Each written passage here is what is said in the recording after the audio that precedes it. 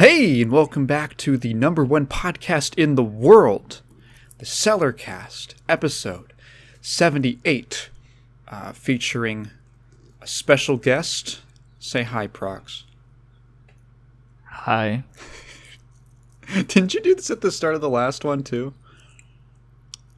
I mean, you said say hi, so that's exactly what I did. Yeah, but you do this weird little, like Smeagol voice. That's just my voice. What the fuck? No, you do like a little thing. You go, hi. You get all nasally. Hi. Yeah, you do that. I did it there. I know I did it there. I was trying to do... Hold on. You know what I was trying to impersonate? I was trying to impersonate that guy from Konami, the 99 Nights. Hi. Hi. Hi. I wish I could do the motion, but this is just an audio podcast of him asking for more here's applause. The screen. Here's this. Oh yeah, asking for more applause, and then he does the hand. Yeah, he gestures to the screen. That's so funny. He's like, yep. Yeah, look at him. Wow. If you press XXX and a YYY and an XX and a YYY, you'll be sucked. I know what he was trying to say. I know. Everybody, the whole audience was just... I love the audience's reaction. They were just so conflicted by that statement. I saw some stuff that apparently that press conference was actually fairly in line with Konami's previous E3 conferences. It just was the first one that happened to be streamed.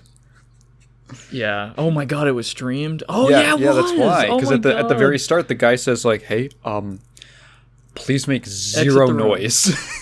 Yeah, please exit the room. Please exit on the audio. Oh, that was so funny. I love the first thing he does is ask people to leave. Oh my god, man.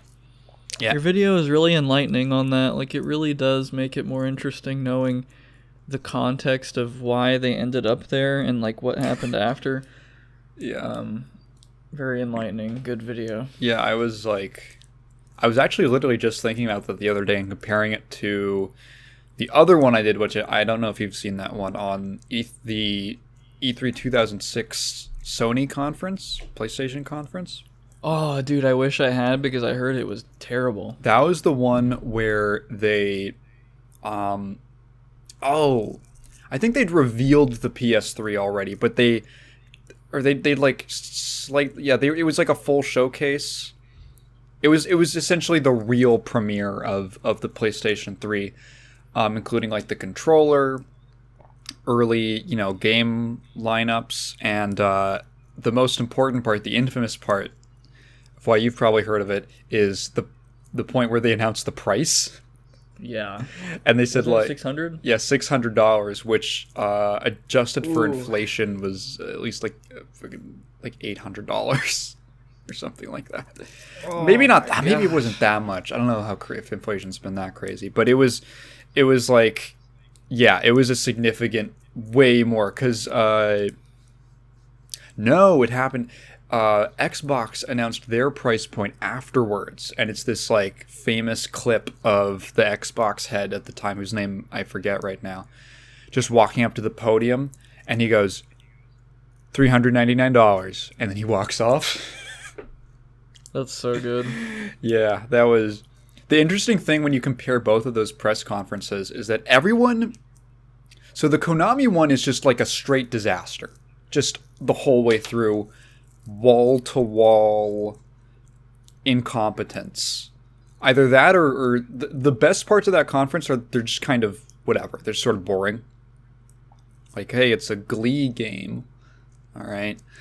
The Sony one is interesting with hindsight because there's a lot of things in it that seem... Because the price point reveal happens like at the end. It's kind of like the capstone. But there's all of these things... with retrospect that are like, oh no.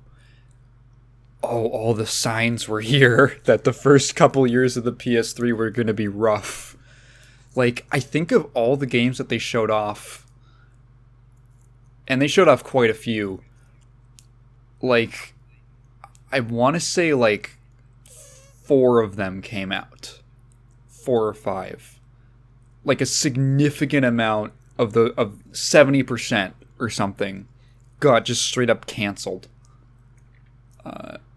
It was like and you can because it's all like cinematic trailers. It's all pre-rendered cinematics. There's no actual gameplay for all of them, and it's like, oh my god, there's no games. This thing has no games. And that's exactly exactly what it was like. Yeah, so yeah, there's a very different vibe. They're both like disaster conferences, but there's a very different vibe to both of them. Oh no, the games that did come out were on like the iToy. Remember the iToy? I don't remember that, but I was thinking that if the PS3 with PS2 and PS1 capabilities were available today for like $600, I feel like I would actually want to buy one. Like, if it had, of course, like backwards compatibility. I know it's not perfect, but yeah, it beats having to like fuck with basically emulators. Yeah, getting like 3 consoles in one. Yeah, at the time, maybe it would be more worth it today. $600 is a little steep, but it would be more worth it today. Back then, it was like, well, everyone already owns a PS2. Yeah. So I'm going to buy this gigantic, expensive console, like, right around the recession hitting, like a year before.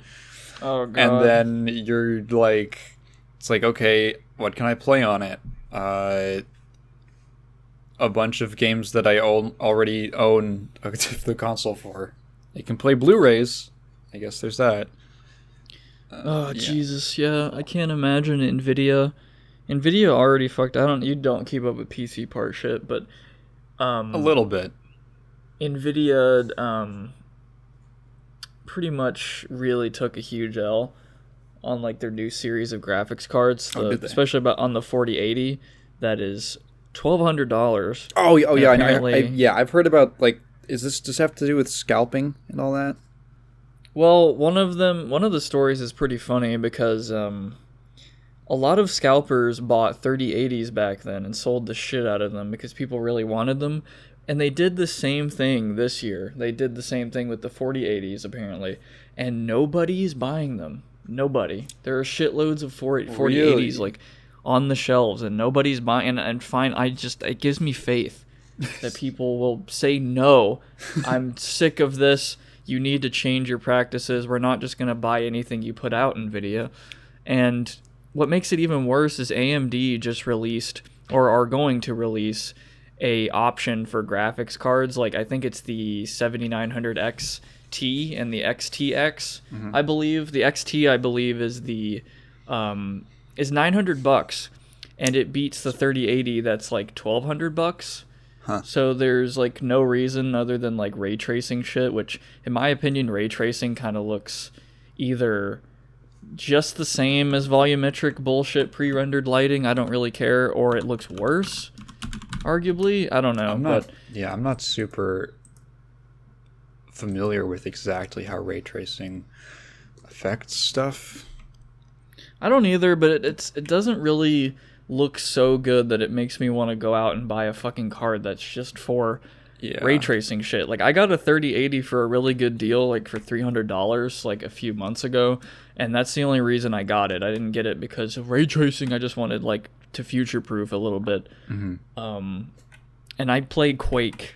And, I was gonna say, I was like, you play a bunch of fucking old. We're the same. Like, we play a bunch of old shit. The first Fear game, which has lag problems no matter what system you're on, and you need to download a patch for it to stop lagging. Which that patch is amazing. Oh my god! Like it's 144 FPS like across the whole game. Never lags with that patch. But without the patch, oh my god, it is atrocious. I don't even know what would on what I own that would even benefit from it.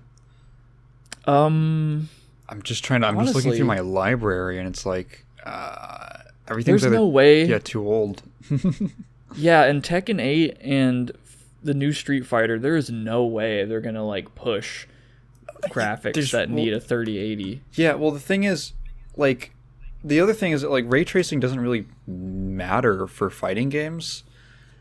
Maybe for some like super high dynamic Tekken stages with like the rain effects and all that and puddles and stuff, but like I don't know. Like for the most part, the thing about fighting games is that a lot of that stuff, it's just preset stages. There isn't that much dynamic lighting stuff going on. It's all just kind of set. It more has to do with like character polygon count than lighting effects, which is a totally different thing. Yeah, and I feel like most players are not looking at the environment anyway. They're all looking at their opponent. Yeah, if or the their own environment's character. too bad, or if the environment's too if the scenery is chewing the characters, that's probably not a good thing. Oh my fucking god. I was watching footage of Mortal Kombat X the other day, and I could not believe that like a studio put that out. There's a stage in that game. There's multiple stages in that game that are like black, that are like completely black lighting. They're supposed to look like cinematic, but it's like nighttime. The characters are just covered in shadow. You can't. The game already has terrible like key poses in its animations, and then you put it on them on this stage where they're blurring into the background because it's all black, and the shadows are so heavy, and there's like rain effects happening. It's like I literally can't see what's happening. I cannot understand the gameplay. I don't even know what characters are being played right now. I have to look at like the life bars. God, sorry. I have so many. Yeah. I have so many rants about like NetherRealm Studios visuals. Yeah, I don't like the last Mortal Kombat game I liked was 9. And I like after that I just couldn't really I guess I grew out of fighting games kind of a little bit for a while, and I grew into Tekken instead because I really like the fighting. I like for some reason I am complete dog shit at Mortal Kombat, but with Tekken I just understand the system way better.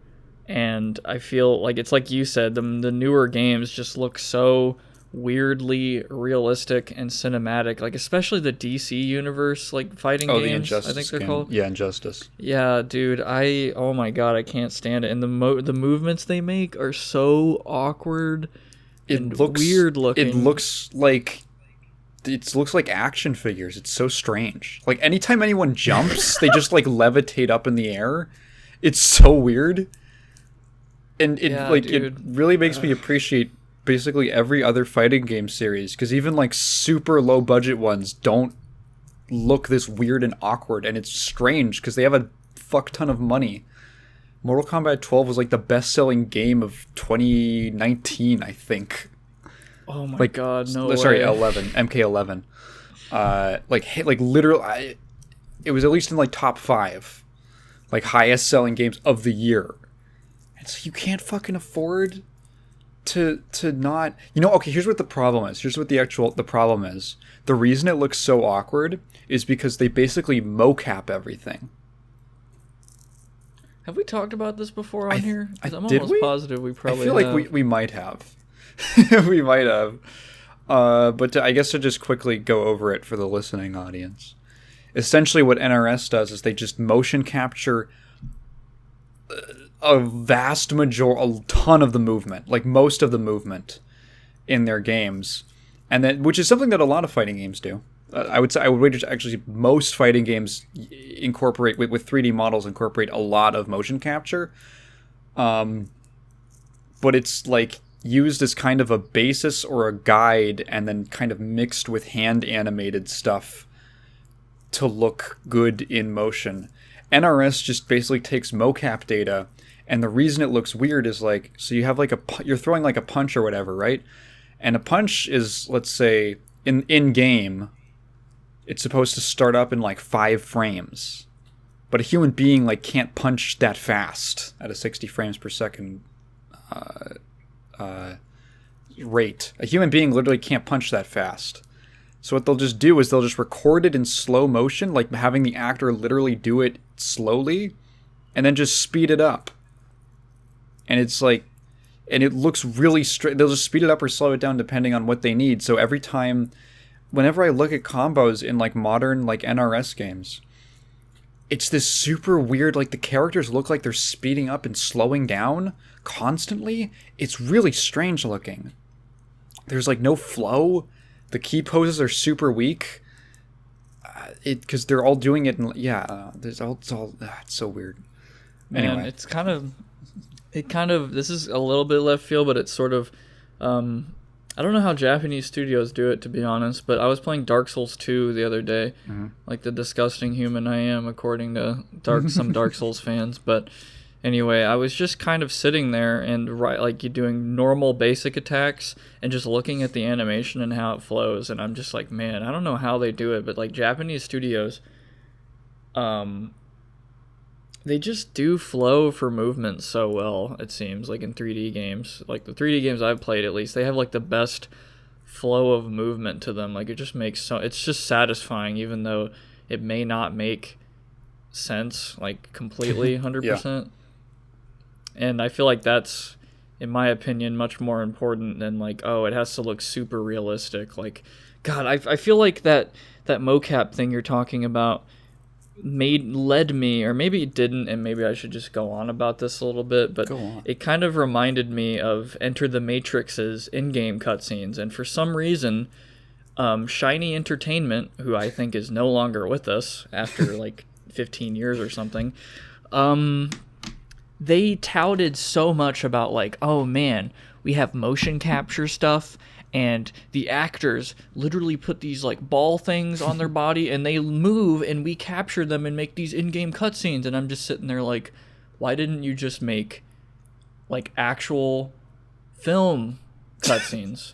Because I guarantee you, man, like the moment it came out, the moment that game came out, it was dated. Like it was not good. Like it was not, I will say it was good, but it was not like cutting edge. Like, oh man, like fucking Resident Evil 1 remake looks better than that game, and it came out like a year before that or something. Like there's games that look way better than it, but it just feels like, wow, where'd that $60 million budget meme go to? Probably that stupid shit where they took the actors and didn't even really use them to their fullest potential because they were being motion captured. Which they didn't always need to be there, maybe, and they have this facial capture that looks pretty good. I will say it looks decent. I will say that, like but the hands, dude, the hands are fucked. Like you can tell they didn't capture any hand things. The hands are always like PS1 hands. It's like they're grabbing something with their full mitts. It's like they're wearing mitts the gloves everywhere. Yeah. They're wearing mitts. And when they talk, they like put their hand up. It's like San Andreas. I can see it. I can see their San weird Andreas. little stubby hands. Oh, that's so weird looking. Dude, so they motion capture the body and the face sometimes, but then the hands and some like they just don't match up, dude. The in-game cutscenes look infinitely worse than the film cutscenes, even though they wanted to tout, dude, we can do anything with in-game cutscenes. But you don't. You make dog shit with in-game cutscenes. Anyway, I'm going to explain that in my video that I hopefully will release by the end of the year. On Enter the Matrix. But yeah, man, it's motion capture is it can be great, but it can be complete dog shit. Yeah, I feel like that stuff was more. That was a 2001, 2002 game. Was it? Enter the Matrix was 2003. Oh, 2003. Okay, I feel like that stuff was more like, oh, the motion capture. We put the balls on them. Yeah, novelty. I feel like that was they more. Did it. That was like more interesting at the time. I feel like that was kind of a new thing. Yeah, and then fucking disaster movies became big, like fucking CGI bullshit in like 2010. Like for some reason there was a big surge, and dude, look at how good the CG is. That's literally the whole movie. Oh 2012. It's literally just. I was thinking of 2012. I'm thinking of Roland Emmerich. That's the first one my mind jumps to. Like all right. Yeah. I'm literally an engineer, like a technician guy. I'm literally an engineer, you know. And I appreciate how far computers have come, but we're getting to a point where like I see the most beautiful CG space thing I've ever seen, and I'm just like, okay, cool. Yeah, I remember that way back in like the Red Letter Media prequel, like Mr. Plinkett reviews of the prequels.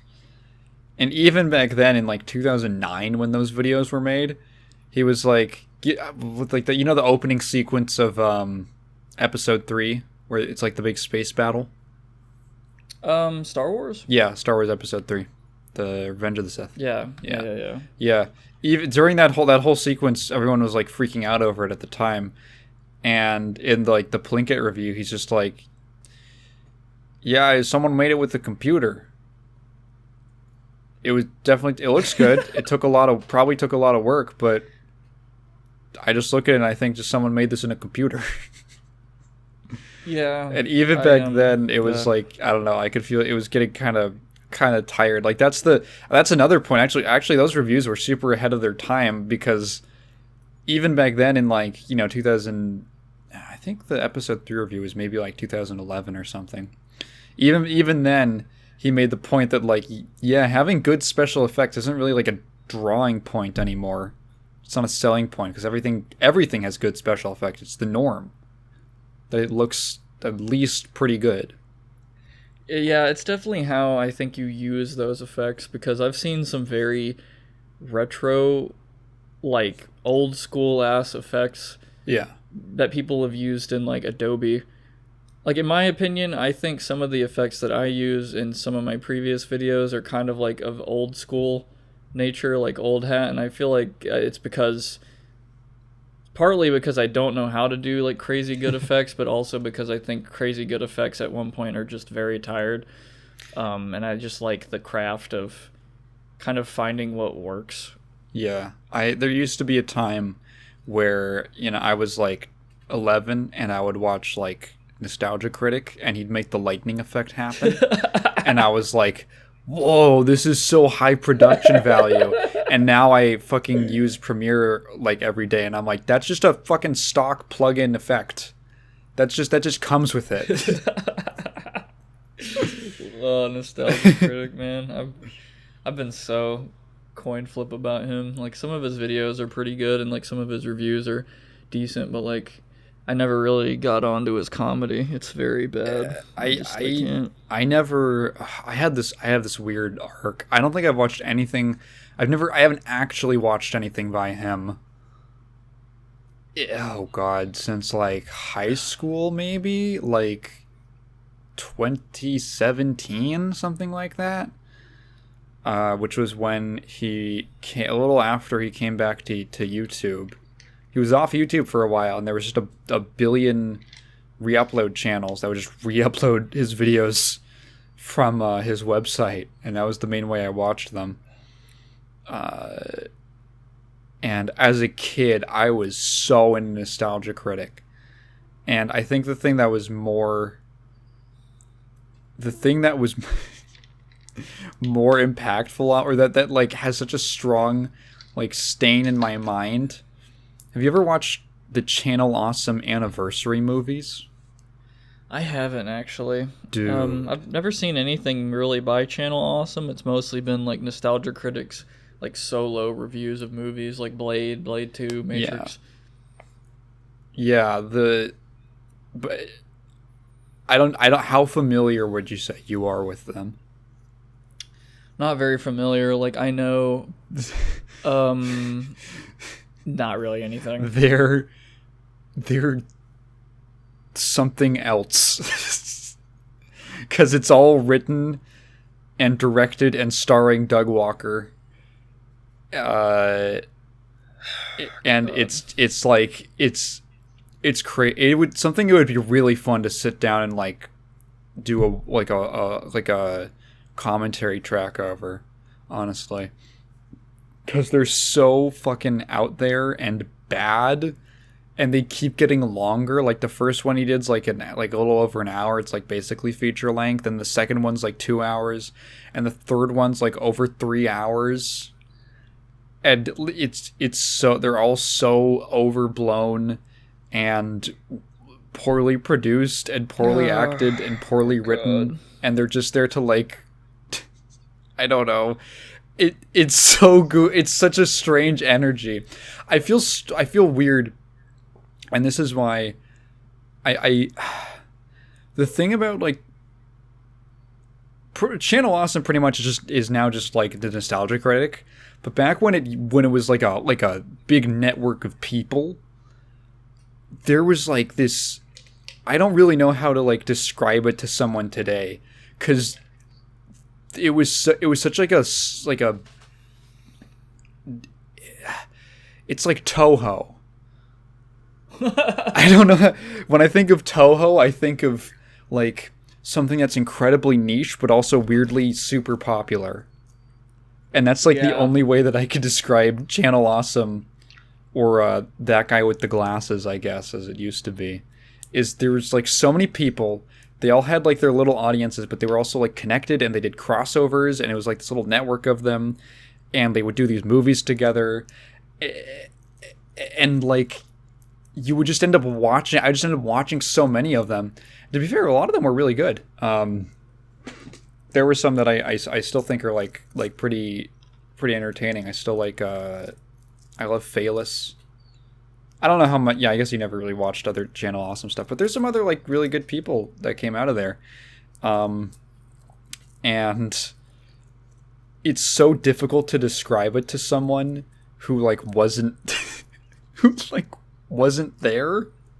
Which is why I feel my girlfriend was also really into Channel Awesome, like around the same age that I was. So like that was very comforting to me, because I felt like someone understood. Well, I mean, I understand to a degree that, at least in my opinion, Doug Walker just doesn't really play to his like true strengths from what I've seen, and I think his true strengths are like review, like an honest, smart review of something, versus when he tries to do something like that's comedic or something, because like his comedy and some of his sketches, like I'd say a lot of his sketch, like 80% of his sketches are not funny. Like they are downright bad. Like I think the only time I was like laughing at his sketches was when he was reviewing 1997 Spawn. Because I think that one had like a devil sketch. Maybe I wouldn't laugh at it now. Like Kermit is the devil or something, I think, and which I thought was really very Doug Walker sketch. Yeah, wow. Which I thought was a little funny. Just the name it's like. Yeah, Kermit is the devil is like the whole is like the joke. Yeah, that sounds like a Doug Walker sketch. But it's just because it's so absurd. Not really because like the writing is good or like the jokes are pretty. Yeah, but it's just when he has when he has like an honest review of something, like I think one of my favorite reviews from him is like Blade 2, because in my mind I remembered like, oh, the Blade sequel sucked, dude. But then I watched his Blade 2 review and I'm like, wait a minute, Blade 2 was actually really good, actually. Like it actually reminded me that I need to rewatch the movie because it's like worth a watch. Like I don't know, I feel like that was pretty good. Pretty cool of him to do, but he always oversteps and is just, I don't know, he always has to really make something crazy, like he's got to put himself out there with a bad joke, or I don't know. I totally feel you on that, because like I actually also enjoyed like I don't know I think he still does them every now and again, but he would do these I forget what he would call, like editorials or something like that, which are basically just these like 10-minute little video essays on a topic related to movies usually. And I remember like enjoying them. Like I thought that they were actually decent little like think pieces about movies. And I think that he actually understands, or he's able to like articulate his thoughts decently well, and his thoughts are like, I don't know, like I think it's pretty solid. And then once he tries to, it's like he only, and again, I haven't watched any of his stuff in years, but I there was a point where I think I'd seen every Nostalgia Critic episode, and I felt like he had to like force the thing to be bad in the way that he talked about it. Like, if that makes sense. Like, he would just be criticizing stuff, and then like you go and watch the movie, you're like, it's really not like that bad. He would just say things like every single Nostalgia Critic, like whatever he would do at the end of the episode, he would like summarize all the things that are wrong with it, and like in every single one he goes, the plot makes no sense. I remember thinking like, I understood that. You can understand the plot, it's just dumb. Yeah, he definitely over exaggerates at times. Yeah, He and downplays something. yeah, it like hurts the quality of the review if you're gonna call it a review. Yeah. Yeah, it's also such a weird, like, I don't know if he's as critical now, but like the angry reviewer thing is very, it's like 10 years out of date.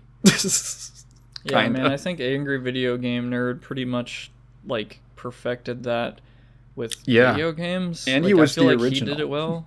Yeah. Yeah, exactly. Like, I haven't watched a lot of his stuff. I've heard it's really good though, like AVGN. Yeah, I honestly haven't watched his videos in a couple years. He doesn't put them out super often anymore. But yeah, he was another one I'd seen. I'm pretty sure I've seen the first, like, 200 episodes or whatever of it. That was like a big part of my childhood. And it's funny looking at him compared to like other people who did video, because for being so early in the game, I think the first one was made in like 2004 or something like that. Whoa. Something like that. Jeez. And it was just like a little short film he made that he posted on like his own website. And it's really interesting to see, like, even so early on, how high quality his stuff was in terms of not even really like equipment, but just like production value and like direction. Like, it's not just like him sitting in front of a wall. It's like there's always different shots, there's different angles, he presents things in different ways. There was a period where he was like just kind of, it was when he was under Screw Attack, now Death Battle, and they were just kind of had him pumping them out like every week, and they sort of got like a little formulaic because he had to produce them at a pretty fast clip. But when he wasn't doing that, like, pretty interesting kinds of like changing up the formula, changing even just like the way he presented things. Like, I love the Atari 5200 episode, which is, the Atari the console. Yeah. Yeah, that's the gigantic box. And I remember, like, a lot of people didn't like that episode because the whole thing is just him trying to plug it in. The whole video is just like an extended, almost slapstick sketch of him trying to find like a socket, and he's like, it's got this giant adapter, fuck, I gotta move this stuff around, and it's so like he's hauling it around. And I think like a lot of people didn't like it because he never really talks about any of the games. He spends like 2 minutes on the games, and I think he said later the reason why was just that, like, the games weren't that interesting, but he wanted to talk about the 5200, so he made it about how big and weird it was. And it's I was gonna say, man. Yeah, it's a The great Atari, it sounds good. Like, I kind of agree that I was gonna say that, like, the Atari, like, 2600 and older consoles, I see the appeal. But when you actually sit in front of one and you have one and it's set up and you have a bunch of games, Yeah. I think you very quickly realize how fucking limited it is. Like, you don't, I don't know. It Statement almost of feels the like century. I know, like, it's huge 200 IQ brain, but like really, like, if I know I might, like, if a bunch of people are watching this, like, they're probably pissed at me, but listen, like, I promise, if you actually get one, go out there and whatever, like, you will, man, like, I think Breakout is one of those games, like, Breakout, that game? Yeah, I know Breakout. Of course I do. Okay, because I feel like it was one of those games that was like, yeah, as a kid, but now that I play it as an adult, I'm just like, this is one of the most boring fucking games ever. Like, I prefer Pong over Breakout. Like, I don't know what it is about Breakout that I hate so much. Really? Yeah. It's so frustrating, and it's insane. It's very difficult to control on an Atari 2600, I think. I'm thinking correctly, because I played it like less than a month ago on one. And we had to use this dial thing that you spin up and down, and that's how you... Yeah, it's ass. It is. Yeah. It sucks. It's not satisfying. I had a little Atari console, like a little Atari plug-and-play console as a kid that had a bunch of games on it. Must have been super old, but I remember enjoying it. If I remember... it's definitely not something you can like super sink your teeth into, but I think if you've got one and you just want to like boot it up, there's there's like a nice charm to how simple it is. Like everything's just like a single color pixel. The sound effects are very rudimentary and just like, that's another thing. Actually, to reference the AVGN again, I think one of my favorite videos of his of all time is on the Sword Quest games for Atari. That's a really interesting story, actually.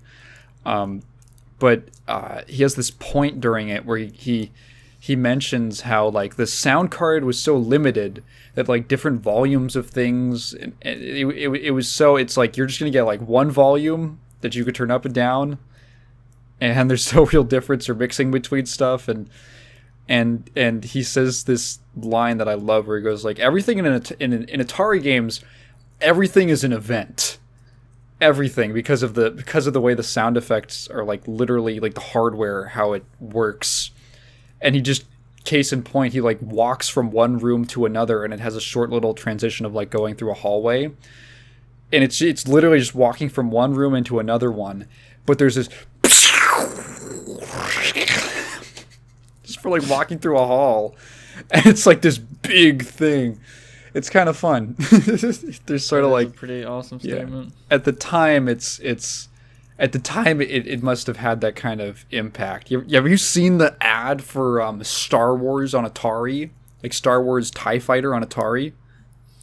I haven't, but I just like the charm because I know I could code for it if I wanted to, because it's so simple. Like the fucking sound of the CPU, there's like barely any RAM to work with. There's like not a lot. Well, there is a lot. You just have to use your imagination. It's like the ultimate, like, hey, you have this old camera, and you have to use it and make what you can with it, and your creativity could make something that blows people away. That's like what the fucking Atari 600 games feel like. It's the limitations. For sure. And this might not have been for Atari, but there's this one game, damn, dude, I forgot what it's called, but you are this gunner. Like you're like, you have 5 bases at the bottom, and the whole point is like you have 3 military bases, I think, and they shoot missiles, and you have to like calculate how those missiles will blow up in front of the invaders up above that are coming down to like crash into you. Oh god, I know exactly what you're talking about. Why? That game is insanely unique. Is it just called Missile Defense or something? Hang on, Atari Missile Defense? I know exactly what you're talking about. Oh, Missile Command. I think. Yeah, that game is awesome. Yeah, I think it's Missile Command. Yeah, Missile Command. That's iconic. That's what it is. That game is insanely unique for like how little resources it had. Yeah, I love the visual of like all the rockets splitting up and all the lines splitting apart. It's great. Yeah, and I think it has one of the coolest game over screens. What's the game over screen in that one? It's like just a massive explosion in the middle of the screen. It just says game over, and it like flashes you. It's like so bright. Yeah, Missile Command. Yeah, that shit is awesome. Breakout, very lame compared to that. You know what was sick? I loved playing this with my brother on that plug-and-play console, was Warlords.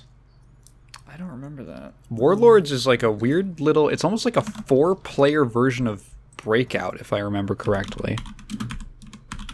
But like competitive. Yeah, I'm looking at it. You basically like, you have 4 corners and you bounce a ball, and you're trying to... Yeah, it's literally like combat Breakout. You're trying to break... Sounds better than Breakout. Yeah, it's pretty fun. And then I think randomly there'll just be like a thing that pops up and it'll just like shoot lightning everywhere. I was like, I don't know how this works, but it's just cool. Yeah. Oh, and I've beat E.T. I can say I've beaten E.T. like genuinely. Can't you beat E.T. in like 5 minutes if you know what the instructions are?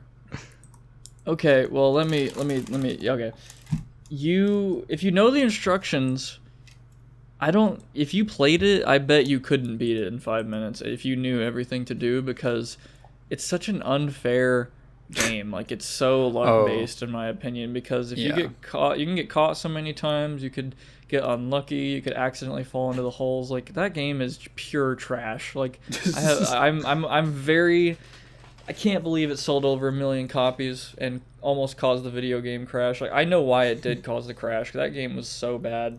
Yeah, it was like that and Pac-Man. The Atari Pac-Man are kind of the main culprits of just overproduced, undersold.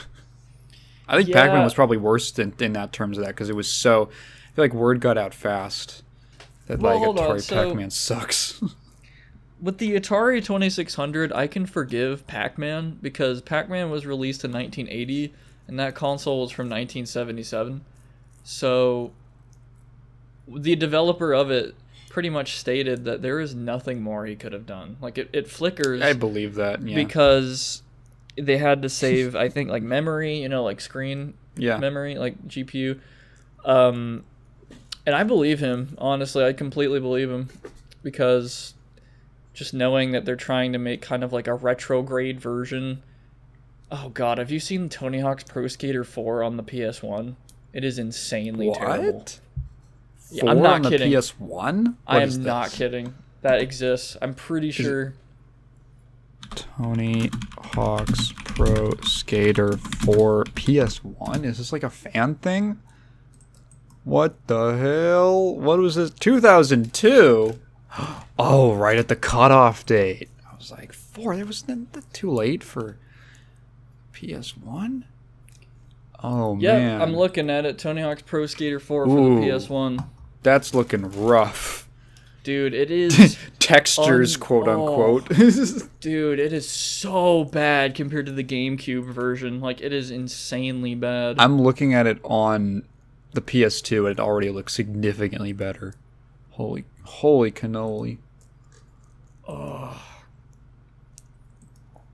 When I saw it, I couldn't believe it. Like, no way that this game I played on my GameCube is on the PS1.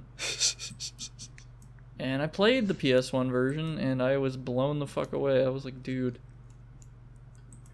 It's like, I think I played it, or my friend played it and showed me, but I was, Trying to think about, like, some really funny victims of being cross-gen. Like, at a bad time. I talked last episode about Nighty Number 9. That game that game's failure could almost, in part, be attributed to its release window, and the fact that they decided to release it on 7 different consoles. It was like 2013. Wow. Yeah, it completely destroyed development. I know I keep bringing this up, but Enter the Matrix was on 4 consoles, and it was probably at the time that maybe porting became better, maybe started to become better. 2003. I feel like there were still porting issues as late as 2010. I swear I remember having stupid problems. Depends on what. I mean, Japanese ports to PC have always, console to PC ports from Japanese developers have always been bad. Well, recently they've gotten a lot better, but even as recently as 2012, they were just fucking mystifyingly bad. I was playing Street Fighter Ultra Street Fighter 4 on Steam, and they do kind of a typical thing where it's basically a port of the Xbox 360 version, but it does this thing where the game doesn't. It's in a tiny aspect ratio. It boots in windowed mode in a tiny aspect ratio, and for some reason, the menu controls are different from the in-game fighting controls, and the menu controls are hard coded. It's hard coded to the arrow keys. You can't map it to WASD or ASD space, which I like to do. You can't do any of that stuff. It's just hard coded in there for some reason. I'm just it seems so obvious that you would get this. What? It's they were such an afterthought. And that's partially a product of the fact that PC gaming wasn't really a big deal in Japan until the last couple years, last 5 years pretty much. PCs were pretty much, in their culture, more of just a work machine. The idea that you did any kind of gaming on it was kind of like very niche and uncommon. Interesting. Yeah. You're drinking anything? I got some iced tea. I got some Crystal Light iced tea. Dope. What about I prefer Red Diamond, which is like just this really Red Diamond tea here is like. Sweet tea here is just really basic. You keep going off about your Red Diamond. Yeah. Oh no! Oh god! No! I'm self-inserting again. Oh no! Self-insert. Is that joke you made about the typo negative thing? Like, oh no, he's talking about a band he likes. He's self-inserting. I should do that when you talk about any fighting game ever. No. Like, oh, I was saying, I used to have a thing I used to do on this podcast. I guess I haven't brought it up, but I wanted to make like a bingo card of stuff. And I needed more suggestions. I had like a couple ideas for it, but I needed I only had like 4 or something like that, and I needed more ideas. No one ever gave me more ideas. If someone's listening. You want to make a rant? Yeah. Oh yeah. Yeah. Like so. Okay, this should definitely be on there, and would probably be the free space. But like, basically, topic about something, but then there's like one word in that topic that completely is like, oh my god, that reminds me. And then it takes you on like a whole another 15-minute rant about something. Shut up. It's like accurate though. I know. I don't like this. I'm not drinking tea though. I'm drinking. It's kind of weird. So it's like I put ice in there and I put maraschino. I don't know how to fucking say it. Just cherries basically. Cherry juice. Maraschino, I think. Yeah, I think so. Yeah. Maraschino cherries, maraschino cherry juice, and then I put Disaronno, which is like an amaretto liquor, and then I put cherry Coke. And mix that shit, and boom, that's the drink. That was the last glass of amaretto I had. What is amaretto? Amaretto is like I don't know how to explain it. It's like an almondy, like almond flavor liquor is what they like to call it, I think. Huh. Like nut flavored sort of like amaretto's pretty good. It's like a sweet. If you want like a whiskey. Nut flavor, you can kind of do that yourself. I knew you were gonna do that. That's another one too. You have to mention something with your genitals. That's part of the bingo card. There you go. Got him. Sorry, go on. No, you're good. That's pretty much the drink. Oh god, I don't want to start. Maybe this will transition to my rant about Adobe for a little bit. But I'm looking at this picture on Twitter. Yeah. Here, I'll just send it to you. Okay. Of Yoruichi in the manga, and then her in like the original anime, like of Bleach. We're still talking about nutting. I didn't talk about nut. Oh god, it's like buried deep in my computer somewhere. This fucking picture. It's just comparing Yoruichi from the anime and the manga, and like because the original anime run of Bleach, like she just.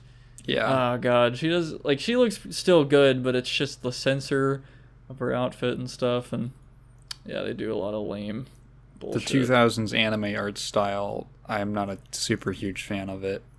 It definitely depends. Yeah. With Bleach, yeah, it's like depends shot for shot. Like season 1 of Bleach, I feel like there are some shots that are like insanely good.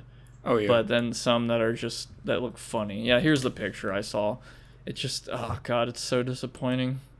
Oh yeah, it also hurts that the anime is all in like 480p, so it just looks smeared and blurry all the time.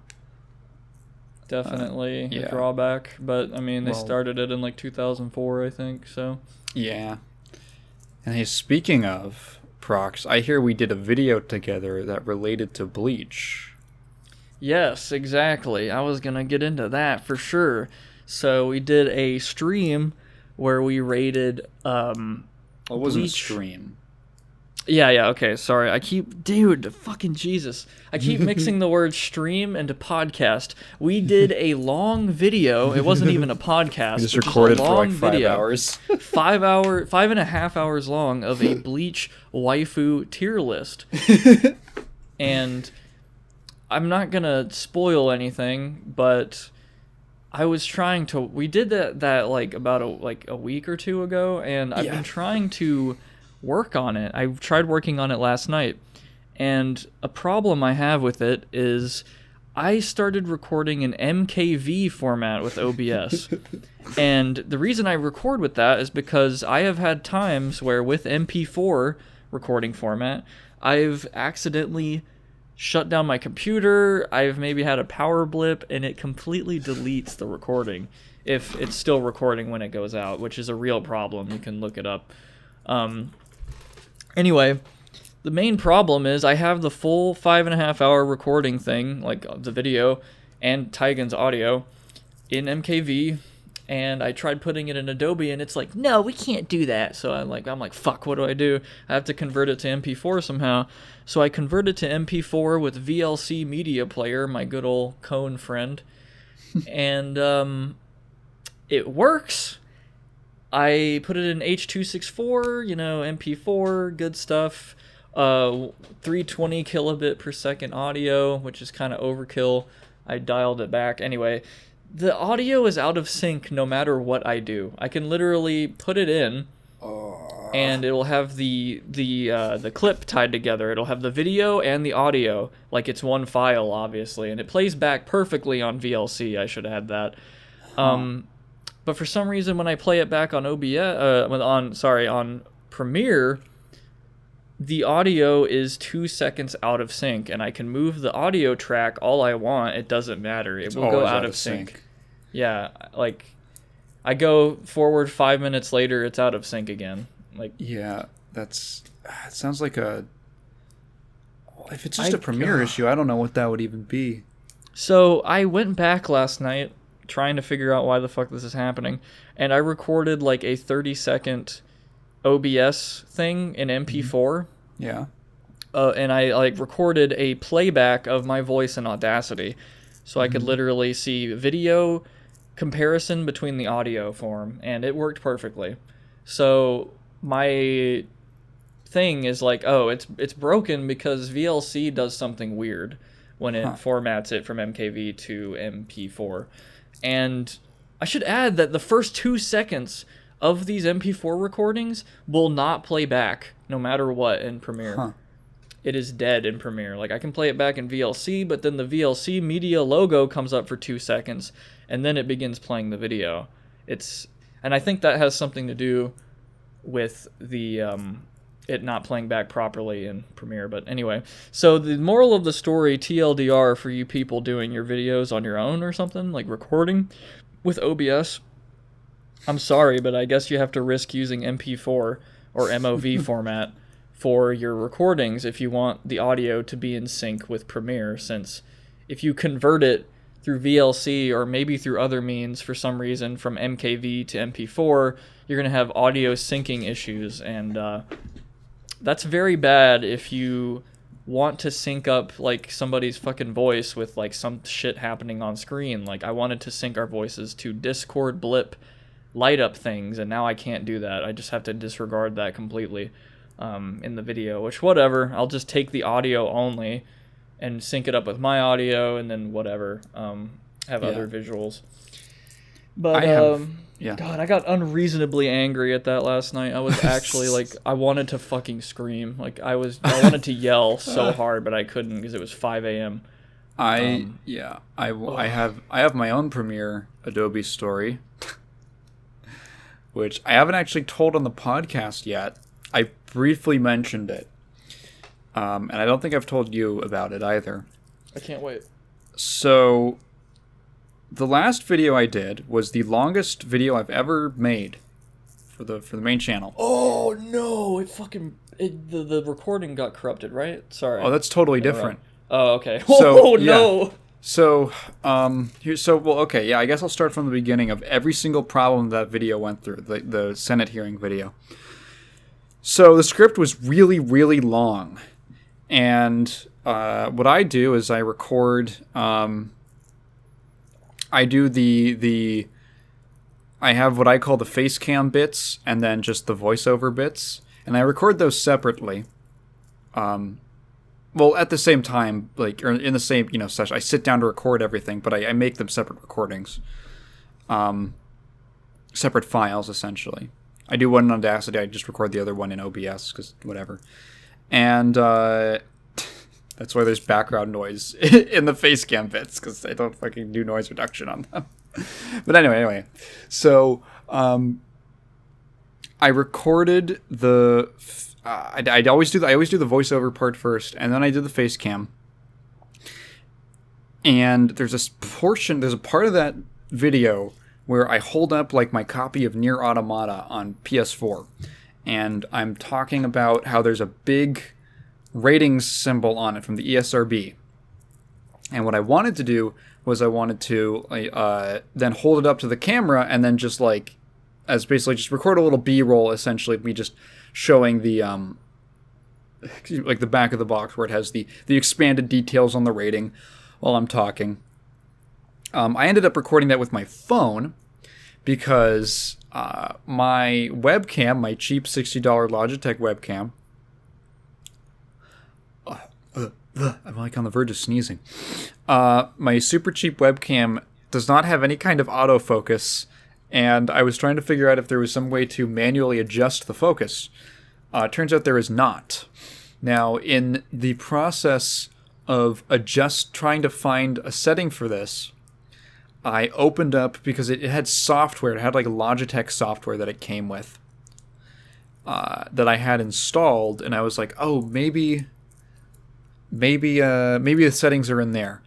No, it's actually just like a worse version of OBS, essentially. Called like Logic Pro Capture or something like that.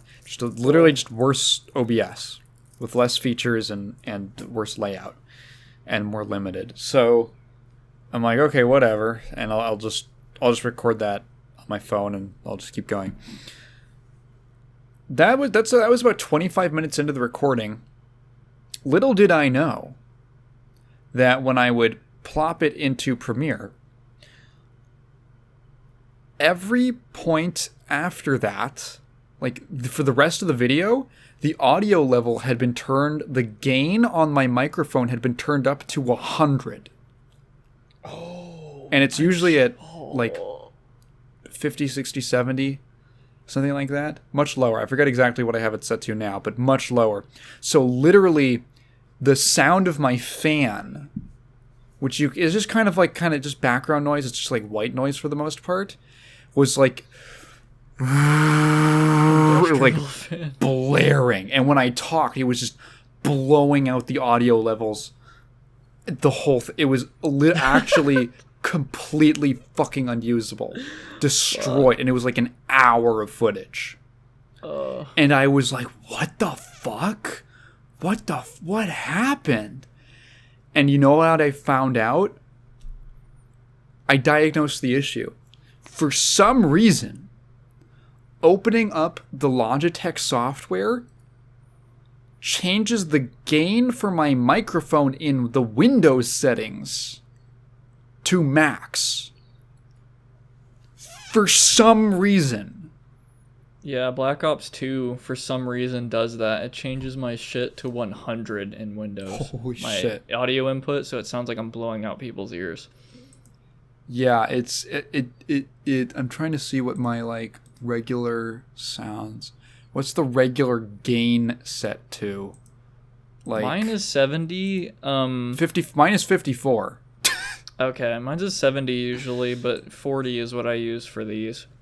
Yeah, so like totally, yeah. And so that was really frustrating. I did end up re-recording it. That's why I threw in a little bit about how I had to re-record the rest of it, and that's why I'm on a different where I'm wearing different clothes. It's a different day. Yeah. Very frustrating, very demoralizing. God. So yeah, I think I just uninstalled it out of spite. Like I didn't even need it. So I ended up having my software crash on me like 2 or 3 times, which doesn't actually happen very often. The last time anything like that happened was when I was way back when I was making the Konami E3 video, to bring that up again. And then, but I got through it and I was ready. I finished it. I was like, hot damn, hot diggity dog. You know what I'll do? I'll before I export it, I watch it through one more time, just to make sure that I didn't screw anything up. Because I haven't reviewed it before. There's videos I put out without like watching them through all the way through again, and editing mistakes got in, and it really annoyed the shit out of me.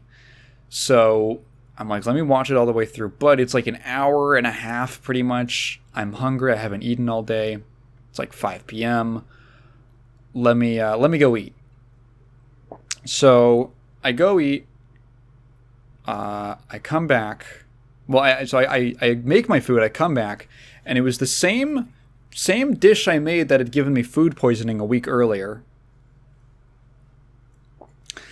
But I figured it was a chorizo and egg quesadilla with a little pico de gallo and sour cream and some sriracha. Wonderful meal. And I figured, like, okay, me getting sick last week, that had to have been a fluke. Because I'd had each of the ingredients in isolation in, like, other meals since then. And I hadn't had any kind of issue. No one, if there was some kind of contaminant issue, like the whole batch of something was bad, we would have known. Because my family was eating some of that stuff. We would have known. And it was, it made no sense to me that, like, the chorizo, for instance, because they come in like individually like sealed tubes. No sense to why that would, let's say I was like the 1 in a million who happened to get a contaminated thing of chorizo. No way that's going to happen again. So I eat my food, I'm watching the video, and everything's fine, everything's looking good. And then about 40 minutes in, I start to feel like a little queasy. And I'm like, okay, I hope that's just me feeling full. I hope that's not, I hope it's not happening again. It wouldn't happen again. And I finish the video. My nauseousness has increased a little, and I'm like, oh man, it's going to happen again, isn't it?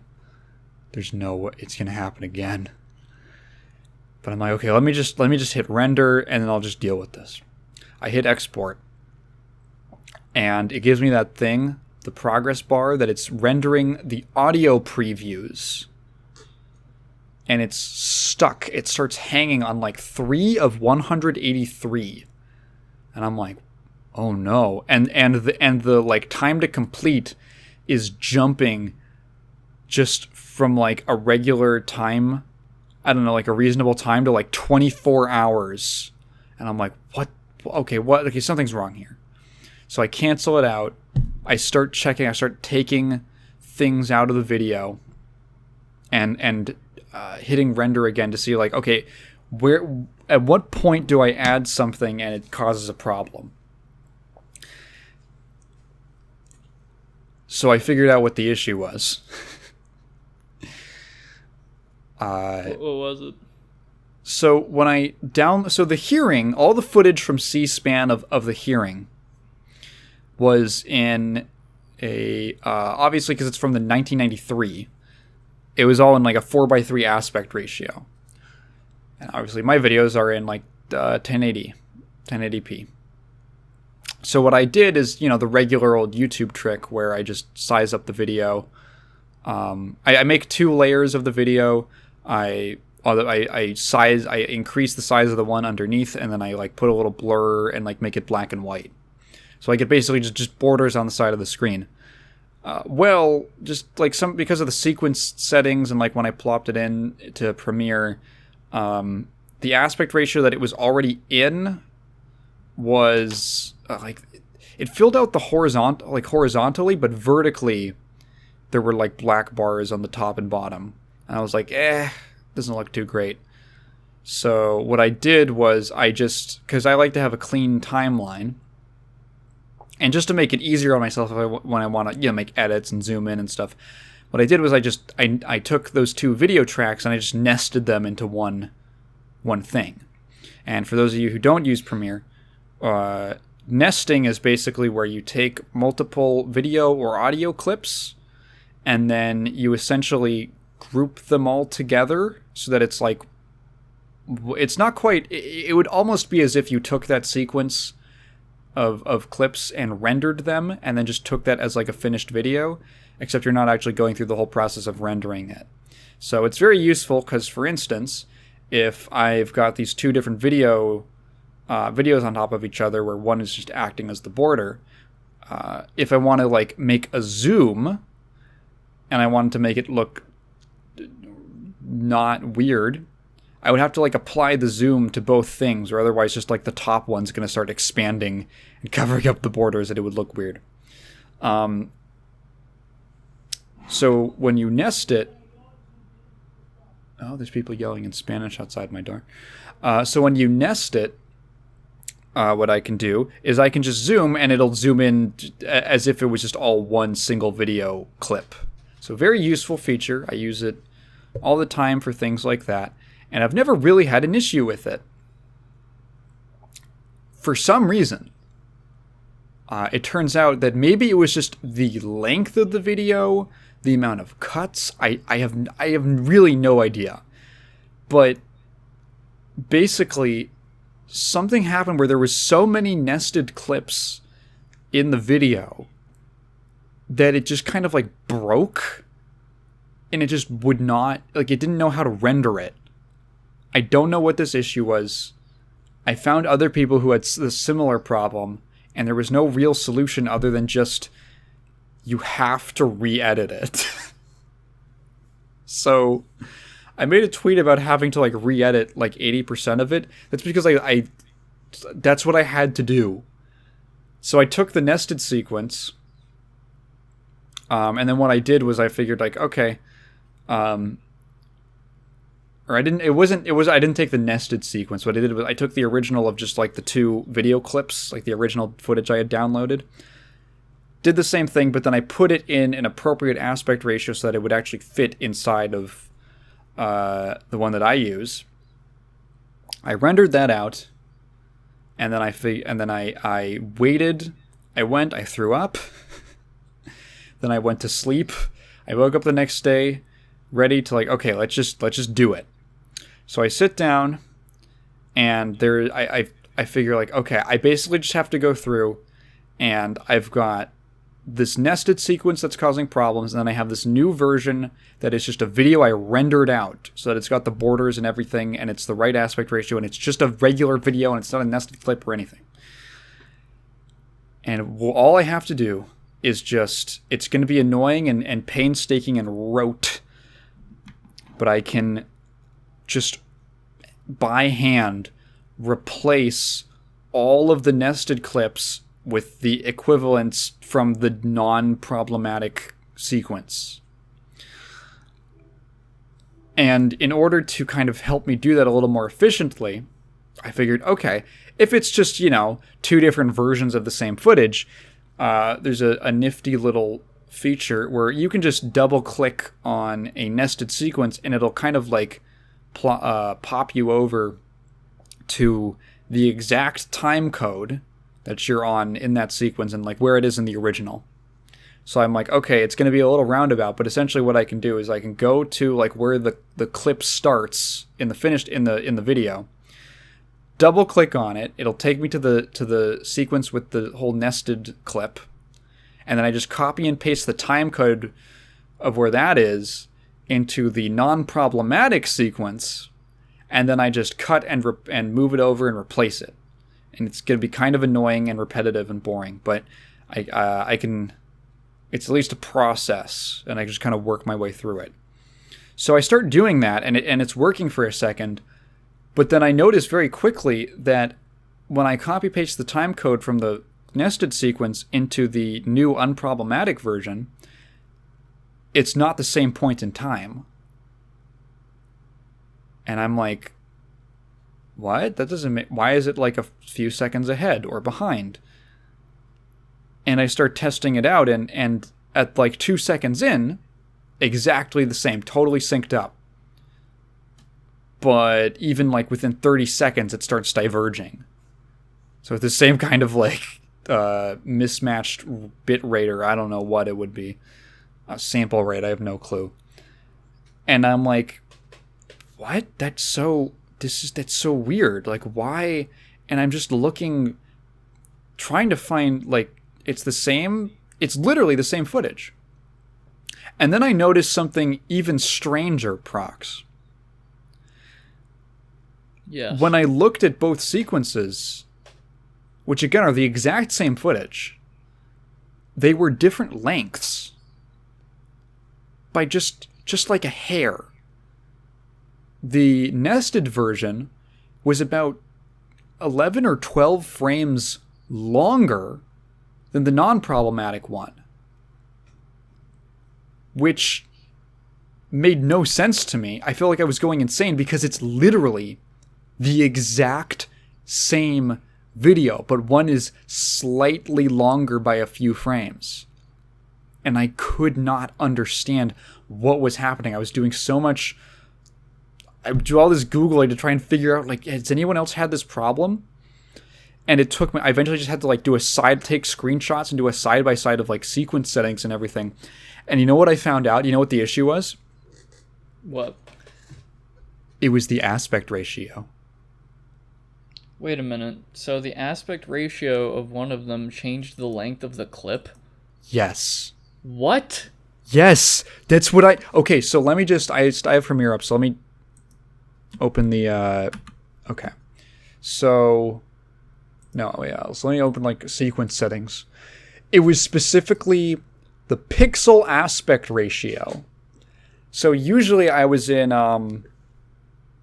square pixels, I'm pretty sure is my typical one, but because I think of the original footage, like the nested sequence, the one that was longer, was in D1/DV NTSC, and for some reason that was the only difference, and it also changed like the fields to it scanned in lower field first as opposed to progressive scan.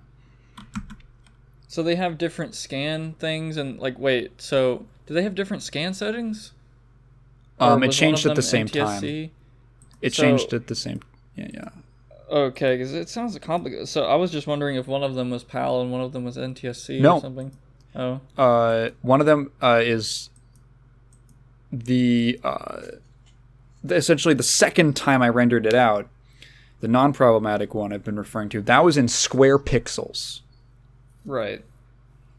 And the original one that was not syncing up was in D1/DV NTSC. And for some reason, that made it a few frames longer. Yeah, I feel like at that point you're getting into like extremely technical. I know, and I was like, there's no fucking way that's what did it. So I started looking up. I found I learned a lot about like video encoding, but it really didn't answer any of my questions. I couldn't find anything about like why a different aspect ratio would change the length of something, or where do these frames even come from? Maybe someone who's more technically proficient can answer that in the comments. I'd be super curious. Yeah. It was literally the only difference between the two. I could probably even pull up the project file and just compare the sequence settings again. Yeah, that's definitely out of my field. So weird. And so what I ended up having to do was render it out again, but in the NTSC aspect ratio setting. Yeah, pixel aspect ratio. I had to render it out again in just the way that just zoom it in again so that it like the black bars were covered up. And this was okay. And this was like some old VHS clip thing, right? I guess. What was the source material? Were you was it like a TV recording? Yeah, it was broadcast on C-SPAN. It was probably it was 93, so it was. I have to assume it was kept on VHS, or it was stored in some kind of high quality VHS. Well, maybe not super high quality, but yeah, I'm just wondering how you capture that, like how you record that. Like, do you download the source from like a website I downloaded or something? the YouTube video. Oh, you downloaded? Yeah, there was a YouTube video re-upload that I just downloaded. How do you download it? With a website. Okay. Yeah, I mean, I've used it too, but I can't find one that doesn't sketch me out. Like, every one of them sketch me out. Like, I don't want to use them. Yeah. I mean, which one do you use? Is it a random one? YTMP3? Is that the one? I think that's the one I use. Yeah, that's let me the one double-check I've if used that's many times. But actually the name. I don't know if any of them are safe, and I'm paranoid, so the way I record them is with OBS capture. Yeah, I don't have the time for that. Oh no, I use loader.to. Oh, the torrent site. What? Okay. No, I'm not trying to call you out. It's just like I'm genuinely curious because they have a Firefox extension. Yeah, I think I was meaning to try Clip Grab, which I think is I don't know if it's a website or like an app, Google extension or something, but that can apparently like grab YouTube videos. Might be worth checking out, but yeah, I haven't used something like that in a while because all of them like sketch me out to the point where I think they're gonna embed a fucking like Trojan in them. Yeah, I mean, I've been using it for like 2 years. If that, I haven't had anything happen to me. Yeah, I hope it's not some like sinister backdoor shit. Yeah, anyway. my thing is like, well, I honestly use it probably more so for music. Because there's a lot of music that I use in my videos that is just like, well, where else am I going to get a file of this? Oh, damn it, dude. You're right. I have to do that too. So the way I get music lately, I might just have to like bite the bullet and just try a fucking either Clip Grab or like a website. But anyway, how I've been using, it's so annoying and it takes real time. So that means, what I mean by that is like it has to be played and sit there and record it for as long as the video is, if you want all of the audio. I use Audacity, and I loop back. I use the loop back mic, and I record with Windows. I think it's called WAS API. Yeah. And it just records directly off of the sound going through Windows. There is loss. It definitely has lossy quality. Like, it does not sound as good as the original, I don't think, but it's a good way to just grab something quick. But if it's something like a 2-hour soundtrack, like, you have to sit there and record it for 2 hours, and you have to hope that Windows doesn't make any other sounds because it will pick it up. So yeah, maybe a Clip Grab or some fucking YouTube. Anyway, I need to do that soon, so I was just wondering. So that was my journey with Premiere. So I did every single, if you watch that video, every single clip of the hearing, I had to like re-put that in. I had to, if I did any kind of effect on it, like if I did a zoom or some kind of thing with the colors, I had to like copy paste that and like make sure I wasn't covering stuff up and deleting stuff as I was moving stuff around. And yeah, it literally took me the entire day. That video got delayed by like 2 days because of this problem.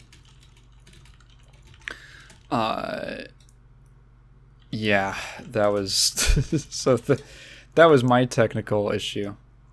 Yeah, I typed out some bingo card ideas in Free the chat. space, 15-minute side rant from single word. Talk about Adobe problems. I don't have them that often, to be fair. That should be like an outer, outer space or something. Yeah, when they when they do pop up, it is the worst goddamn thing in the world. Because they're so mystifying. It's always just like, why can't you do this? Yeah, why in the fuck did Adobe Premiere have MKV support up until 2019? Like, they just cut ties with MKV completely. It just blows my mind. It would be too easy for me to take the original MKV and drop it. Like, oh, dude, there's so many layers of, like, frustration. I can't imagine someone who's not tech literate trying to figure out why my converted video would not work. Like, the only reason I can even diagnose it, or you can, and any of us can, is because we've had too many problems and we've developed strategies to isolate what it could possibly be and what it possibly couldn't be. Like, if I can record an MP4 on OBS and drop it into Premiere, it can't be that. Like, it has to be VLC's conversion process being not good. Like, I should have honestly assumed it was already not good, because if you try to do H.265 MP4 conversion, it's like real time. Like, if it's a 3-hour recording, it will take it 3 hours to convert it to H.265 MP4. Like, not worth it. I mean, it's free, and it probably won't have synced audio on fucking Premiere, but it'll it'll work from the source. That is such a strange issue. Yeah, you think it does something to, like, the sample rate or something like that? So that's the thing too. Like, I feel like I'm pretty knowledgeable with matching sample rates and understanding why you need to do that, and what you need to do, like bit rate as well. And I had to set it up manually, the conversion process, because it would do the audio in MPEG. Like MPEG 1, I think, like just MPEG. And I had to tell it, do not do that. I want it in MP3 because MPEG sounds like trash. Oh, no, you couldn't do it in WAV? I don't think so. There's no option for that, I don't think. It's either MPEG 2, MPEG 3, regular MPEG, because I think when I did it in MPEG, the bitrate was like you're talking through a cell phone. The bitrate is trash. Yeah. It's very strange, though. It wants bit rates for audio, but then it says that it doesn't need bit rates for the MP4 MOV conversion. Like, it just... Anyway, God, the fucking technical rabbit hole goes so deep. Like, it's insane. That sounds ratio thing is weird. Sounds like you're getting MPEG'd. We're all getting MPEG'd. One point or the other. Yeah. By computers or by the government. Programs, companies, government. The government. Yeah. Other people. Man. I would have never thunked it. So, Prox, I don't mean to shift gears too quickly. Free space. But I did want to ask you about... Did you just say free space? I know, I'm joking. No, it's not going to be that. Okay, I know. Okay. I did want to ask you, you are a very fresh... You very recently had your Avatar 2 cherry popped. As in today, if I understand correctly. No, so what I was saying earlier was... Oh, did you not watch it? No, I didn't. Oh, I was going to ask you about it.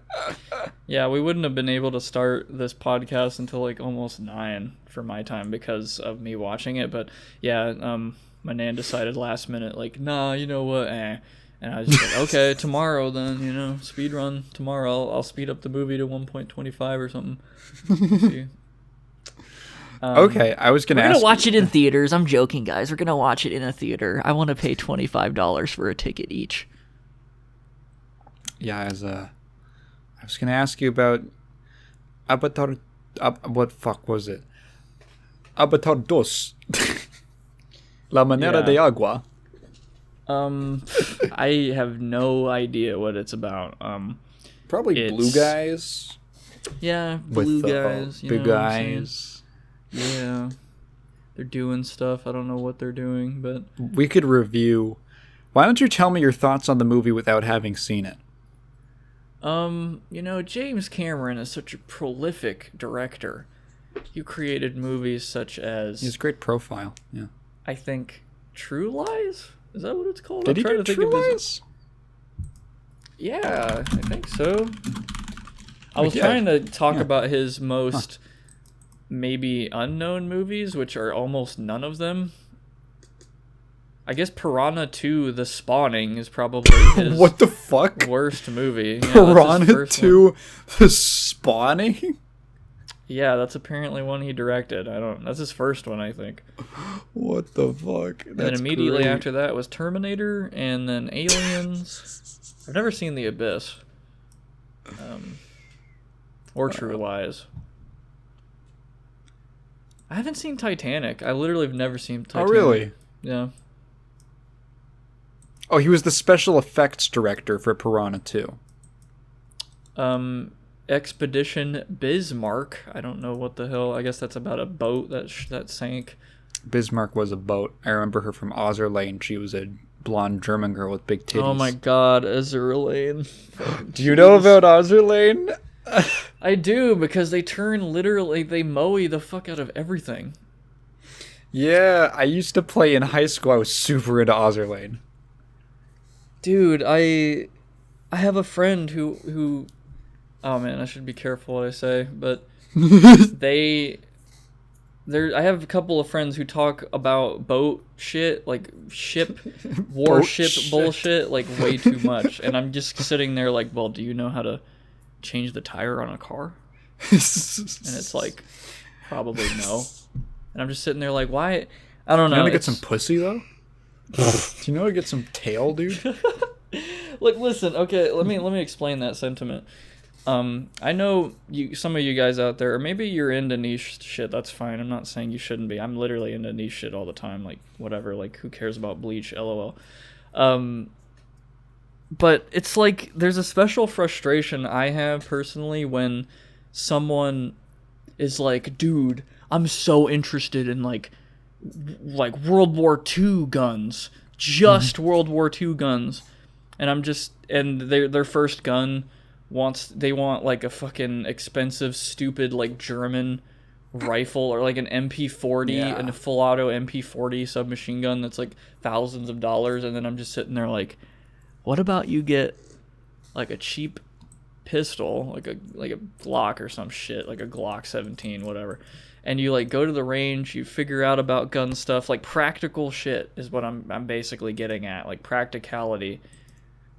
I guess they like the novelty. I need to be like my grandfather in the war. Yeah, my German grandfather in the 40s. Yeah, I feel like everyone's known like a guy like that who's just a little too into World War II. Like, just a little too into it. Yeah, dude, World War fucking Jesus, like, why? It's one of those things. It's like this, you know, people talk about like Marvel fans or whatever, Star Wars guys, but World War II is like the original of that. Oh my god, man, like there's like these edgy, they think I'm funny teenagers who seriously dream of like, I've seen shit like schizophrenic rants like this who like dream that they were like a fucking Nazi soldier in like the 40s. Fuck? They think it's like it's epic. It's like, dude, it's so Chad. And I'm just sitting there like, what the hell? Like, what the fuck are you talking about? Like, they were not. I don't know. Yeah, they really like war. They're so interested in war and shit. And then I'm just sitting there like, okay, you want to get drafted? Like, you want to be drafted first?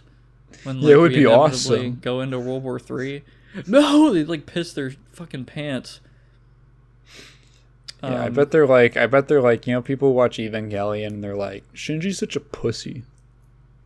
And then they have the same reaction to like, I'm sure they have the same reaction to like All Quiet on the Western Front. Why is Paul such a little bitch? He's a butterfly? What a dumbass. You're in World War II, dude. Sorry, World War One. You're in World War One, dude. Have some fun. Fucking live a little. Yeah, I think there was, for some reason, there's a lot of European viewers that I get for my streams, which is cool. But some of them are, I'd say, a little, like, I wouldn't say some, I'd say like a percentage, like a big percentage of them are like history buffs or something, and they're like teenagers, and I don't know, randomly in my cool stream about like flying spaceships in like the 2200s, like Wipeout, the game Wipeout, I fucking brought that up many times, like the racing game, whatever. I'm just trying to have a chill stream, and then one of them's like, dude, you know what happened to Archduke Ferdinand? And I'm sitting there like, yeah, I know, like history stuff, cool. It kind of brought up like a whole thing that I talked about for about 15 minutes on my stream when I really wasn't prepared to talk about it, about, I guess, reviewing history, as fucking morbid as it is, and how we can just chill and kind of joke and laugh about history, but like in that moment, in that time, like it was horrifying. Yeah. Like it's just no other way to put it. It's there's just so many weird... there's so many jokes about the Titanic. Yeah. Which is like, you can like joke about it, but if you think about it, it was a mass tragedy. Like hundreds of people died. Yeah. Like children and animals, and like it was awful. Yeah, they froze to death. They had no chances. They drowned in the ocean. Yeah, the freezing ocean. God.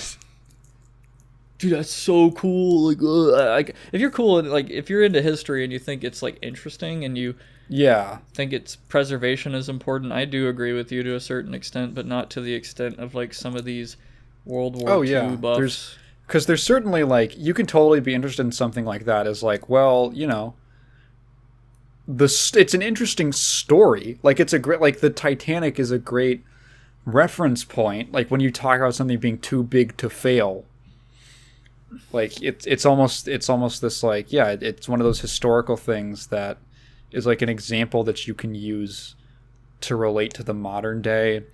I'm sure there were some interesting people on board. There's a whole element of like what people do in like a crisis like that. I'm sure there was a bunch of stuff about like a bunch of contextual stuff that was going on at that time period that historians would be better able to talk about. And also just it's like, how often does a gigantic super huge cruise liner sink and a bunch of people die? It is kind of interesting.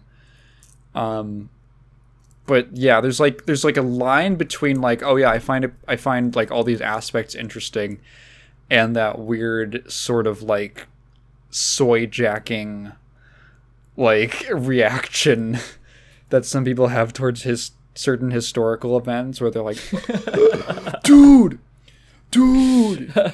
soy jacking. Yeah, no, that's what it's like. They're like, oh, yeah, totally. Yeah, and it's what's weird about it? I think this is what's weird about it. This is what's weird about it, is that it makes it almost like depersonalize it in a weird way, like they're talking about a TV show. That's what it feels like to me. And I think that's why it's weird. Like when you hear some of those guys talk about World War II, it feels like they're talking about like one of my fucking Warhammer books. And I talk about one of my Warhammer books like that because it's fiction and it's supposed to be ridiculous and crazy. But it's like, no, these are like real people who were like victims of this horrible machine and circumstances. And definitely. And that's I think is what's weird, like what's off-putting about that. That's a great way to put it. I could never really put it into words, but that was pretty much it. And it kind of ties back to those couple of friends I was talking about. Like they really like tanks and stuff for some reason. Like it's like, okay, cool, into tanks. And I sort of like engineering as well, of course. Like it's interesting. But I at one point kind of had this thing in my head, like I was kind of like, man, if I want to get into something like hobbies or whatever, I'd hope that it's like, I guess what I find interesting in a way, I should have some level of practicality with it. Like, am I actually going to fucking engage with a tank?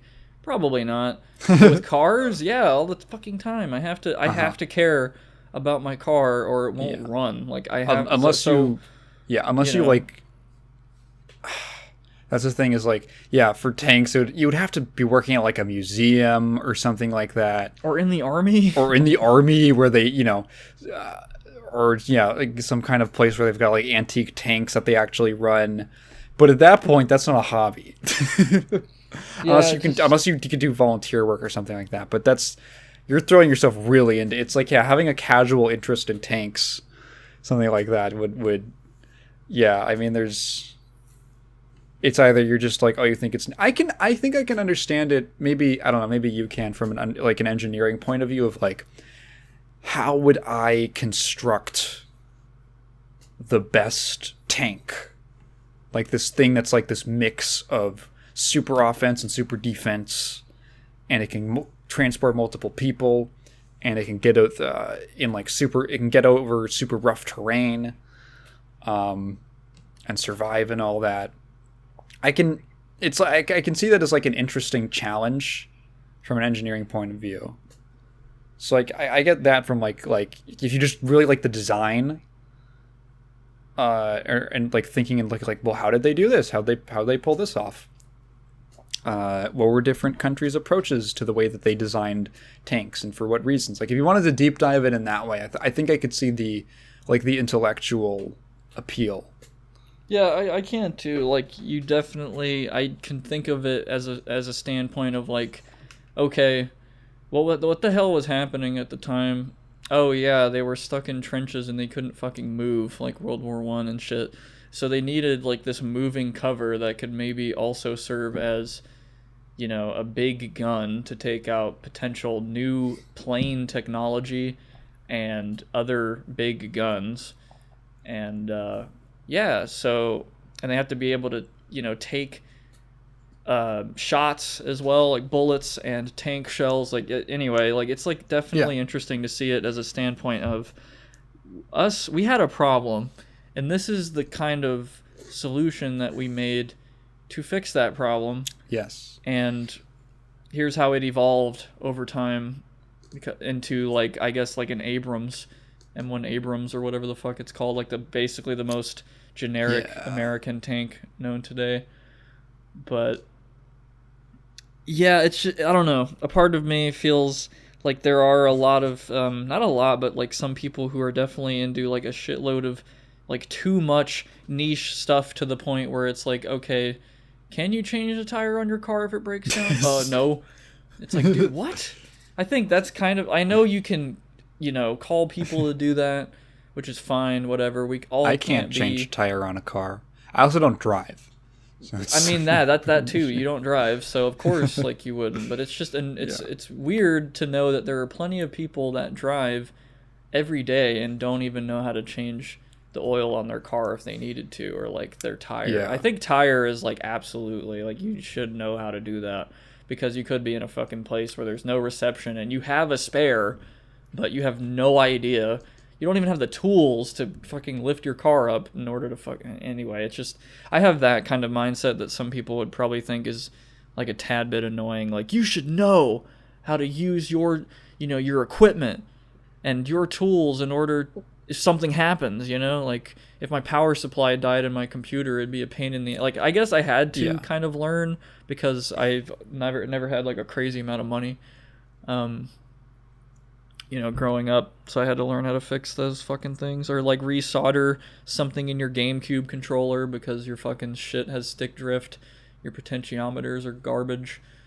Yeah, I like to at least, like with the things that I engage in, namely, like, I guess really this is just computer stuff. I feel like I'm at least decently knowledgeable enough about the way that my computer works and how the parts work, and if I have problems, what I could do to fix them.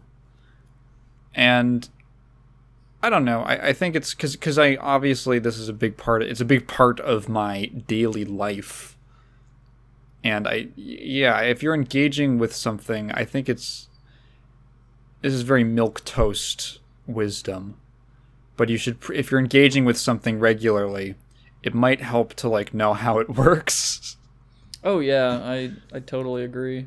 Yeah, which might make people sound like might make some be like, dude, you're being elitist right now. You should be able to use something if you don't completely get it. Like, not everyone can get everything right, and it's like, yeah, Good point. Like, I have no idea how to cut my hair. I have zero clue. I would fuck it up. I could shave my head. That's about my extent. But I've cut my hair before. We specialize. Oh, that's cool. Well, we specialize. Not like, well. People have to do it. Very poorly. Yeah. I actually have like a, it's funny, you can probably even see it sometimes. It's right around where my hair parts, and it's because I had a little strand of hair that was like sticking out in this way where it was always like tapping, like, it was just like right over my eye in a way that was really aggravating. Ugh. So I just went to the bathroom and cut it off. Yeah. And then so it was shorter when it grew back. So I just have this like bit of hair, this strand of hair that's a little shorter at the front of my face. That's like separate from my other hair. Right. So yeah. You can keep going and stuff. I gotta be right back for Oh, something. all right. So yes. Okay. Well, now that dude. It's just like old times. Just you and me, audience member. Well, me and you, parentheses, audience member. It's just the two of us. We can make it if we try. Just the two of us. I really can't do. Just the two of us. Ugh. Wow, my throat. I used to do singing I used to sing a lot in my choir so I went through like an early puberty when I was in elementary school. I think I started hitting puberty around 10. And so my voice dropped a lot faster, and I went to a Catholic school.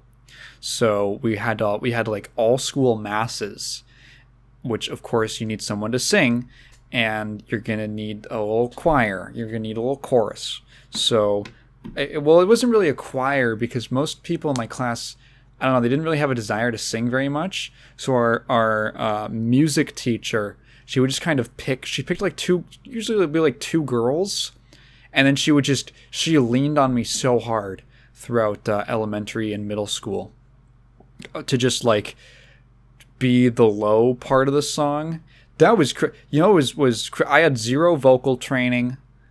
And I pretty much just had to figure out, one of the fun kind of weird challenges that came up with that is that a lot of those like church songs are written for, basically like one octave.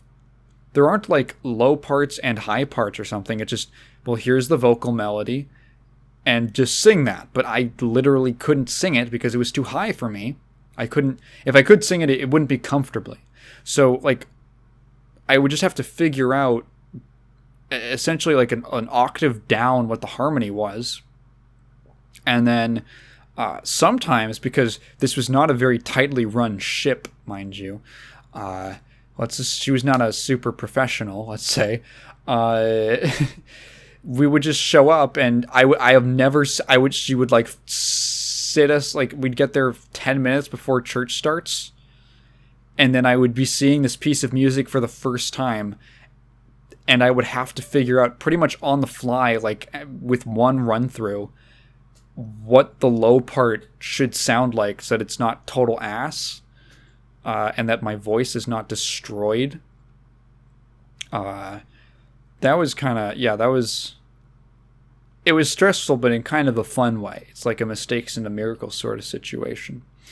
And then when I was in high school, we had because I also went to a Catholic high school.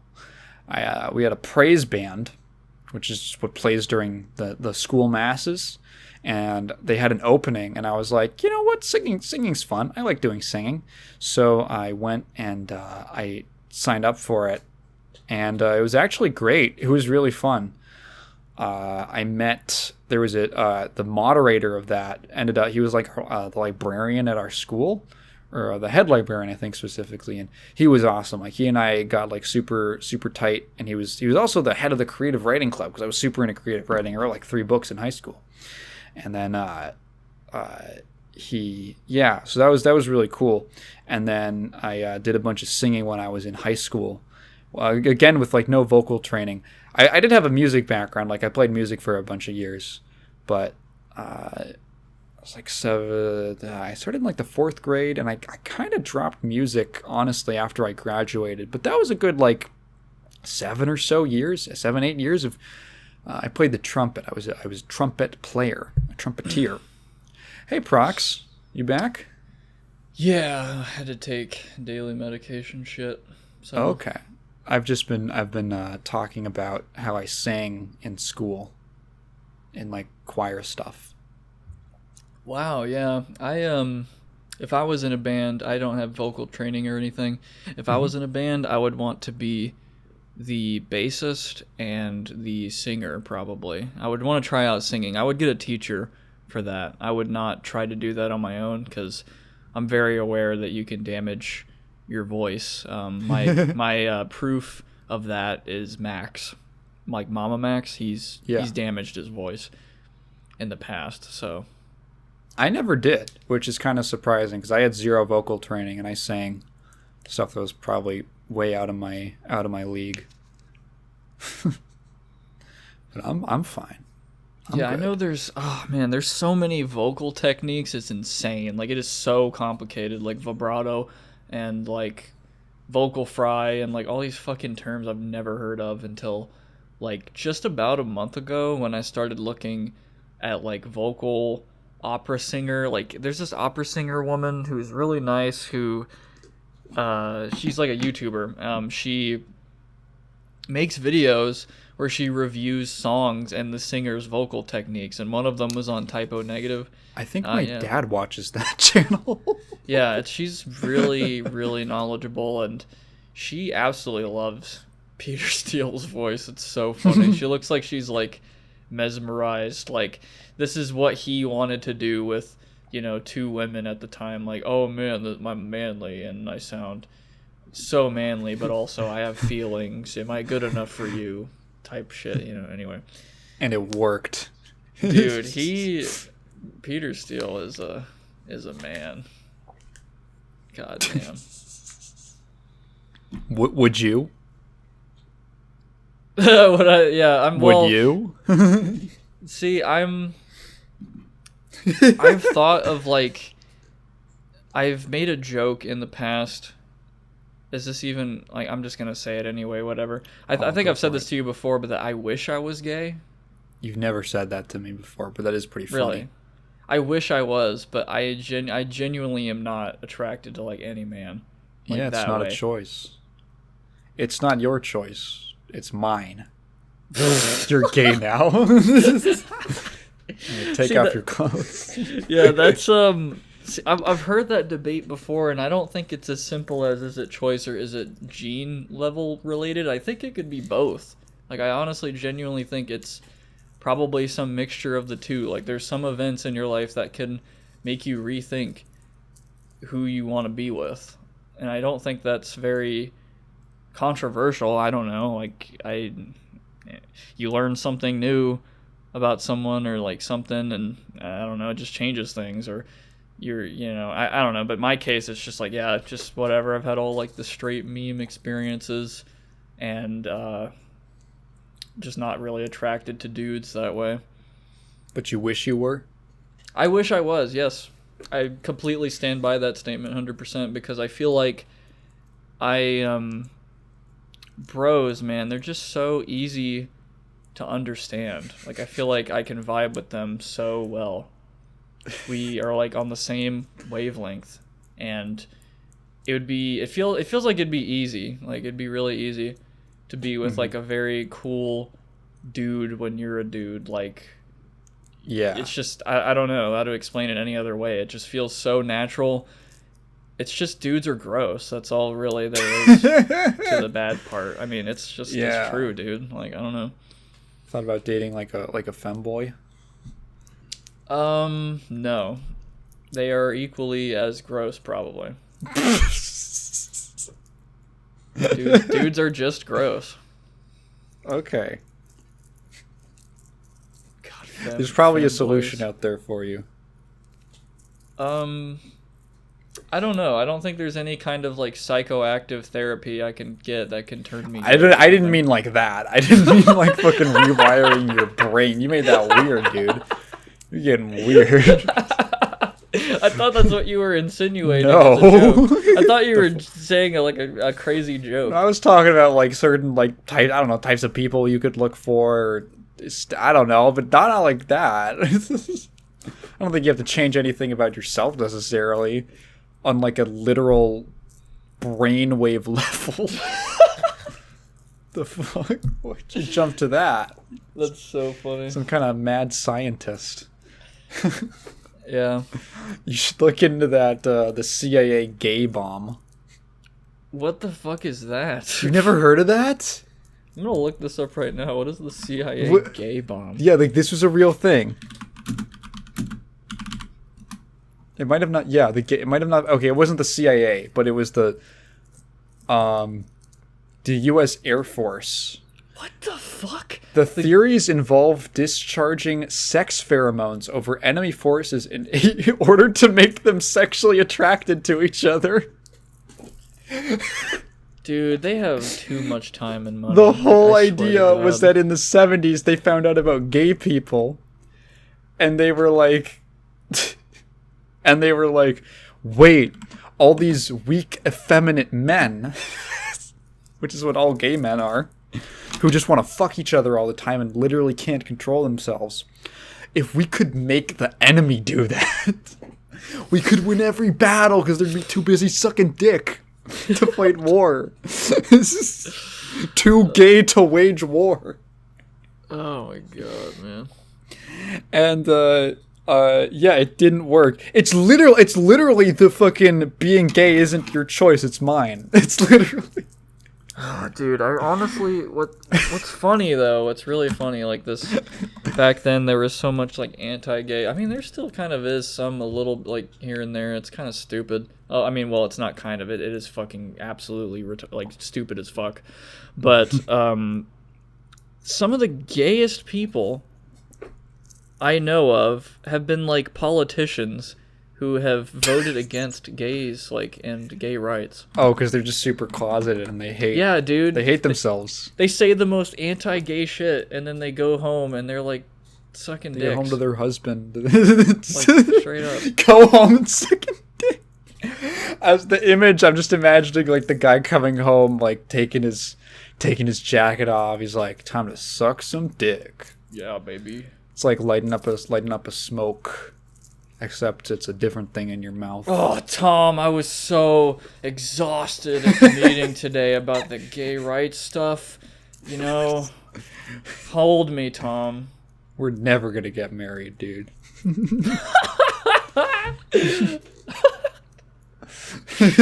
Oh, God.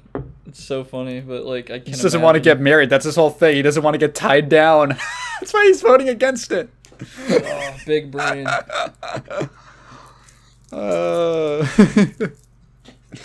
That's so funny.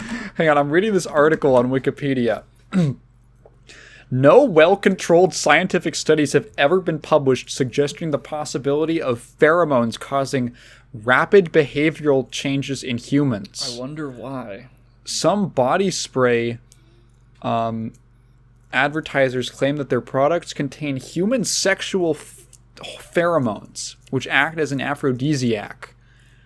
In the 1970s, copulins were patented as products which release human pheromones based on research on rhesus monkeys.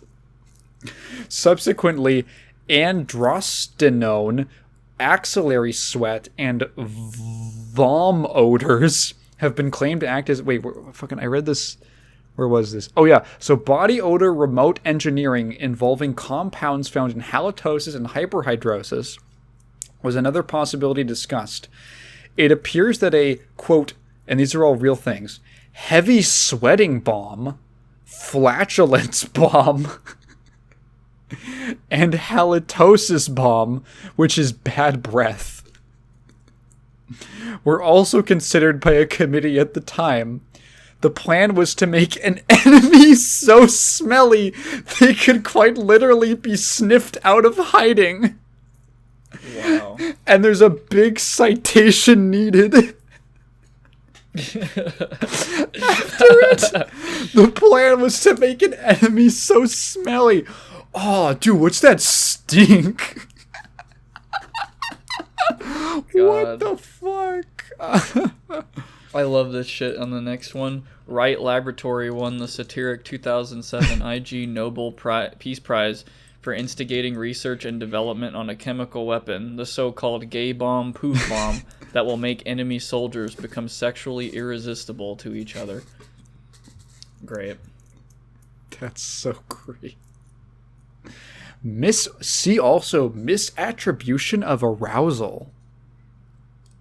What the fuck? In psychology, misattribution of arousal is the process whereby people make a mistake in assuming what is causing them to feel aroused. For example, when actually experiencing physiological responses related to fear, people mislabel those responses as romantic arousal. Oh. Uh-oh. So you could be scared, but you think you're turned on? Oh Jesus, they say at the bottom it says, see also Alex Jones show. Wait, there's an example of having people walk over a big, like, suspended bridge. The same woman becomes more attractive when meeting on the exciting suspension bridge. If you and your girlfriend are on a scary big bridge that's over like a giant plummet, she's hotter to you because you're scared and you think that you're actually turned on. What the fuck? If on the first date she wants to go to the Grand Canyon. Don't trust her. She's trying to look hotter. I actually do want to give to Wikipedia because they've given me so much knowledge. That's very nice. Like, unironically, like, I remember... This is unrelated to the gay bomb, by the way. I was just bored as fuck in college biology. Like, I didn't give a shit what was going on. Our teachers sucked. I like science and biology, by the way. Just the teachers sucked ass. But I just went ahead and I said, you know what? I want to learn more about cars. So I opened up like 50 Wikipedia tabs on just random car parts. And I have learned so much shit since then about like car shit. Like, for example, like a catalytic converter, how it like loosely works in a car. It's like part of your exhaust system. I'm not sure if you're aware of what a catalytic converter is. I did have to learn about it at one point, but in like my chemistry class, I don't remember anything about it.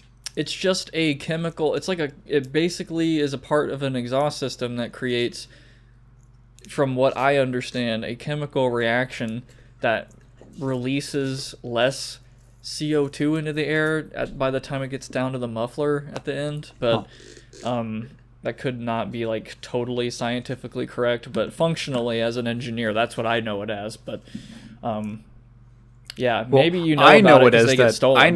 I know it as that thing that I can sell off for crack money. Oh yeah. I was literally saying that, like, you probably know of them because they're stolen. I've heard, it's the only way I've heard of it. Yeah. Because, like, mufflers and shit, I don't think they're worth jack dick. Like, they're literally just straight fucking pipes of metal. But catalytic converters, I think they have, like, an aluminum... Like, it's some special metal thing inside that creates the chemical reaction, I guess, passively. I'm assuming it's more complex than a single pipe. Oh, yes, definitely. There is a big section in the middle. It's more expensive metal shit inside that passively creates the chemicals, or the chemical reaction, I should say, not chemicals. But yes, stuff like that, and like what a V6 is versus like a V8 and like a W12 engine. Drink. Yeah, you put V8 in your V8, which will kill your car. My car's going vegan. I know somebody on YouTube has done that. Like, guys, I drained the oil in my engine and I'm going to fill it with V8. How long will it take for it to fucking blow up? Replacing the gas at the gas station with V8. Prank. My V8 runs on V8. Oh. Siphoning gas from strangers' cars and replacing it with V8. Frank. Gone wrong, gone sexual. I missed that time. I don't. I kind of don't.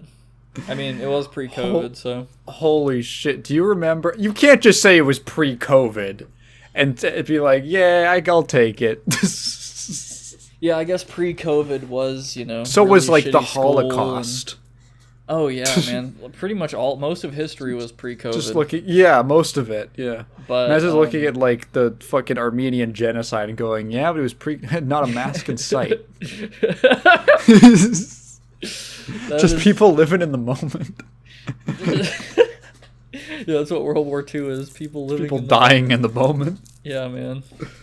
Yeah. Sorry, you were saying something.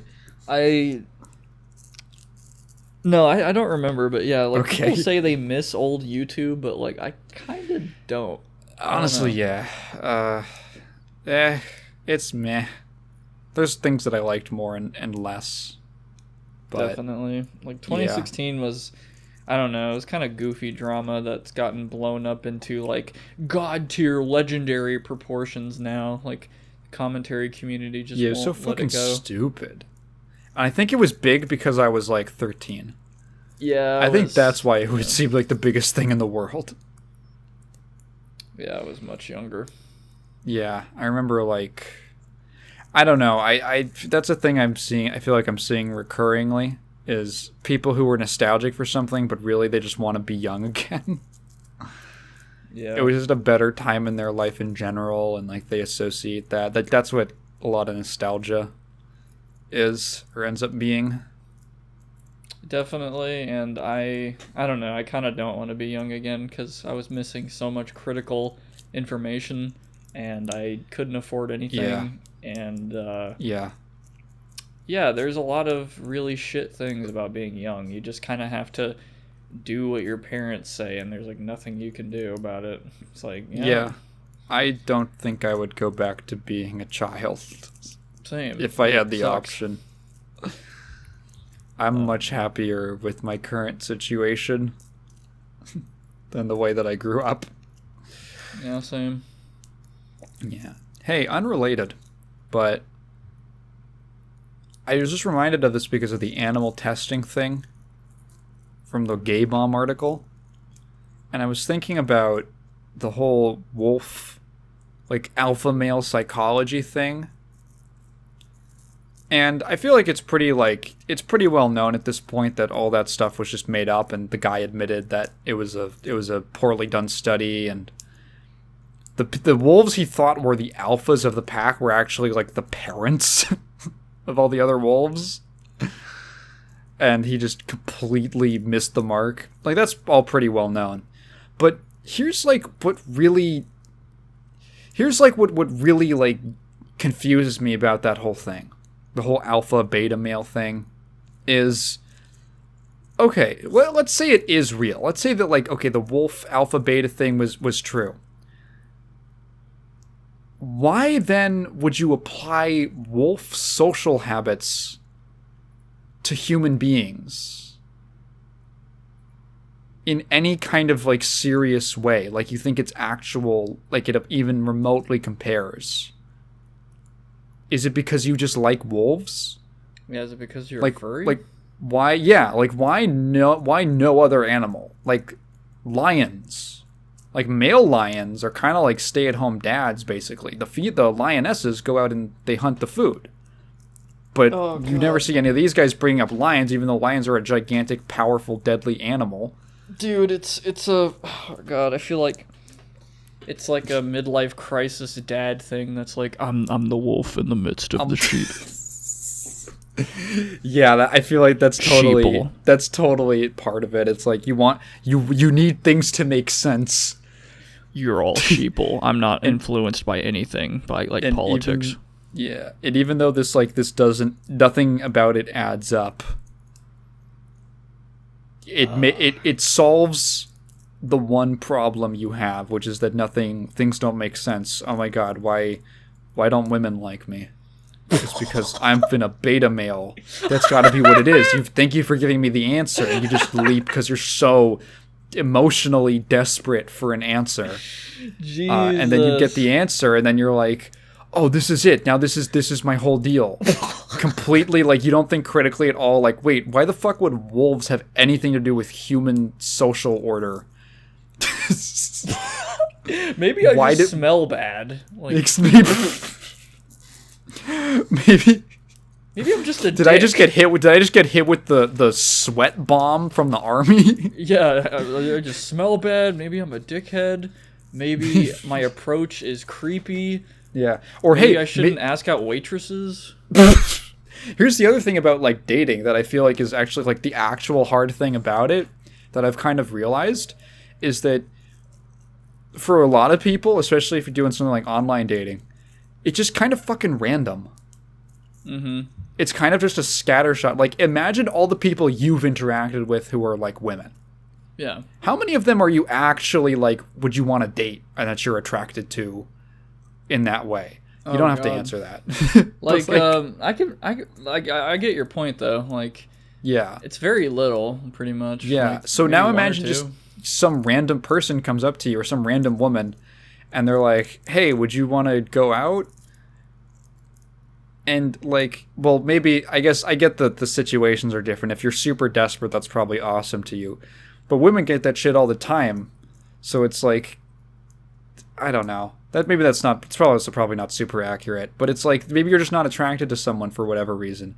I know that I've had like approaches by girls that kind of like really turned me off. I was like, I don't really know you. You're kind of a weirdo. You're just a stranger. Yeah. Not often. This has only happened once or twice, but it did kind of put me off in a weird way. And like, that's the truth. It's like most of dating is just random. And you just kind of can't get upset over it. There's that like, yeah. I think there's the bit from King of the Hill where, I think it's King of the Hill. Oh, yeah, I think it is. And it's, fuck, what character is it? I don't think it's Boomhauer. Because Boomhauer, like, you can't understand what he's saying. Carl? I don't remember their names, honestly. It might have been, I don't know. The fat one? But it's basic. Sorry? The fat one? Like the No. short-haired fat? Oh, okay. No, it's Bobby is hanging out with one of the other main characters. I don't know the main characters of King of the Hill well enough. Me neither. I haven't seen it in too long. The last time I've watched King of the Hill, it was like YouTube poops. I think it's who's the guy with the hat? Is that Dale? Dale? Yeah, that sounds right. Yeah, that is Dale. I think that is Dale. The one with the red hat. Pocket Sand guy. Pocket Sand. Yeah. Yeah, Pocket Sand. Yeah, so he's like kind of like a ladies, or he I won't say he's a ladies man. He approaches a lot of women. Like that's the point. I think it's like the episode is Bobby's trying to figure out how to like get a date or something, how to ask a girl out, and Dale is showing him the technique, and is literally just like they go to the supermarket and he just goes up to like 4 women in a row and he's like, "Hey baby," and they're like, "Go away," and he's like, "All right," and then he just goes to the next one, and then like and then he's like, "What?" Bobby's like, "I don't get it. None of them are accepting your advances." He's like, "Yeah," and then he goes up to like the 6th one in a row, and then she's like, "Ooh, hey," and he's like, "See." He just fucking God tier dad advice ? It's just random. And that's like tough to take, because a lot of it, like there are definitely things that you can do, like social skills and, you know, not smelling bad and stuff like that. But like beyond that, I feel like this brings you up to like a regular level, like an expected level. That's like the bare minimum. I feel like, yeah, I don't know. And then I feel like the rest of it is just, I don't know. It's just kind of random if you have compatible personalities or you happen to be specifically attractive to them. And that's really difficult to take. Yeah. And it sucks. I can't imagine. It's kind of weird. Like, you said, like, kind of like women get asked out all the time. You know, I don't know how true that is. I don't know how true that is, actually. I think it's probably more common for, like, women to be approached and asked than like the other way around, for sure. Yeah. It's probably more common than And I can't imagine being on the other end of that spectrum, if like being a because like I'm being like patient as fuck, like because I'm like single. I'm just trying to find like a good partner at some point. I'm kind of chill right now, you know, whatever. I have like too much other shit going on to even have a relationship right now. But I can't imagine being on the other end of that, where it's like a bunch of dudes who might just like, I don't know, not really want anything deep. They just want, you know, some seg, and then, you know, they dip, which isn't like what every chick wants to do. Which if you want to do that, cool. But like for somebody who wants like a good partner, it's probably difficult. They probably like wade through a bunch of like bad matches, or like they just turn down a lot. The other thing is like they don't even have to fit into that category of like a guy who just wants sex. Like you can be a well-intentioned person and it just doesn't work out for whatever reason. For sure. Like that's the added thing. Like there's even fewer people who are like you're compatible, you like each other, and like there smart. and there isn't like such a big issue with one of you at least, or the way that you're like your relationship, that it just wouldn't work out. Like that's like it's a lot of criteria to hit. How did your parents treat you? Essentially, is also a big one. Like, how did your parents treat you? Yeah, like I'm like I kind of memeing, but like, how is your relationship with your father or your mother or something? But in reality, that's a meme. But in reality, it really does do a lot to a teenager or like a person growing up, how their childhood was, and like what kind of problems or habits they can like develop because of that. Yeah. Shit that they went through, and some of it can be like very, very bad. And it doesn't, I don't know, it doesn't work out. I don't know. You can't, and it's also the thing too, like I've seen it plenty of times over where it's like one person is not they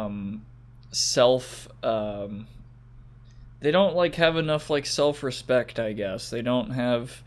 They can't stand up on their own feet, basically, and like they think that the solution is a partner, when in reality, no, they cannot stand you up for you. You have to still do it on your own. You have to be two adults, or if you're like in high school or whatever, I guess high schoolers or what. But I really recommend you have to be two complete adults. People. Yeah, that's actually, I was just thinking about this the other day about. Yeah, because there's even other relationships, not even just dating, but like this can happen in friendships. This can happen in like parent-child relationships, where like if someone's like not, I don't know, complete or whole, or they have something that they're like significantly missing, and like they'll like lean on other people. Other people kind of have to like shovel stuff into that hole. Oh yeah, but it's just like an energy black hole. Yeah. So it never fills up. Yeah, so I don't mean to interrupt, but like my mom go ahead. calls it something along the lines of like there's people who radiate energy, and then there's people who suck in energy. And sometimes this can happen infinitely for many years, and the people who like suck energy out of people, it just, I don't know, at one point it like breaks people. It's bad. And the energy, it's like people who are basically like the equivalent to an energy black hole. You just like suck in everything, and they still just don't change, I guess. Yeah, and it never gets better. Yeah, because they keep doing the same shit. Yeah, I don't know. I mean, the solution, like, I don't know. I'm not a psychologist or a dating expert or anything. I've only been in 2 relationships. God damn it. But I feel like if I can speak from any point of perspective, I guess that was to preface what my perspective is. So maybe this is just bullshit. But I feel like there's a lot of people who, they have that. They feel like they need to be in a relationship for something. They need it. And the solution is actually not to be like, it's almost like the manifestation of a different issue. and being in a relationship is not necessarily actually going to fix that issue. I don't know what that is, but it's probably going to be different per person what's really going on, but there's like being able to be happy, like relatively happy and sufficient without a relationship, I think is like that's what's going to solve the problem. Because otherwise, the other person is just like a means to fill a void, and it's weird. It's like that's not how a relationship should be. A relationship has to be two ways. I don't know. Maybe in some way, two people could like to do that for each other. I've got no clue, but like, you're not doing yourself any favors by trying to fix it with another person. Yeah, pretty much just setting up like a temporary crutch or like a band-aid that's just bound to tear or break or something, man. But yeah, it's if I had any like because I have like a bit of experience, but I'm not like too old or anything. I haven't been in like a crazy amount of relationships, and I've really only been in like a couple of relationships, some in high school, and like some complicated friend shit after that. Jesus Christ. But yeah, that's kind of the advice I give, sort of, be happy on your own if you can, and not try to have someone in a relationship that's just a means to an end kind of deal, like, oh, you fix this for me, please, or whatever, because it just, I don't know, it's like, it's no good, man. You need to be like independent to some degree. Yeah, I think it's hard. Or then you have people who are very obsessive and red flags everywhere type. Like, oh, dude, I need a yandere girlfriend. I need a girlfriend that's crazy and. At that point, you're just delusional, I guess. Get help. I need a yandere girlfriend, dude. You don't get it. They're like so hot. No, you don't, bitch. They'll fucking kill your parents. In an anime sense, right? I'm just making a meme, but anime sense, like, because apparently there is actually like a condition like that. Psychopathy. Insanity. Yes. Yes, sir. I had to dig on those people who say that unironically, though, like the yandere girlfriend meme. Yeah, no, I mean, that's a whole other topic. Anime brain rot. Oh my god. Anime brain rot. That's a totally different thing. Yeah, I mean, I'm totally into Bleach anime memes and waifus and all that, but I know the difference between anime and real life. Fortunately, I think, yeah.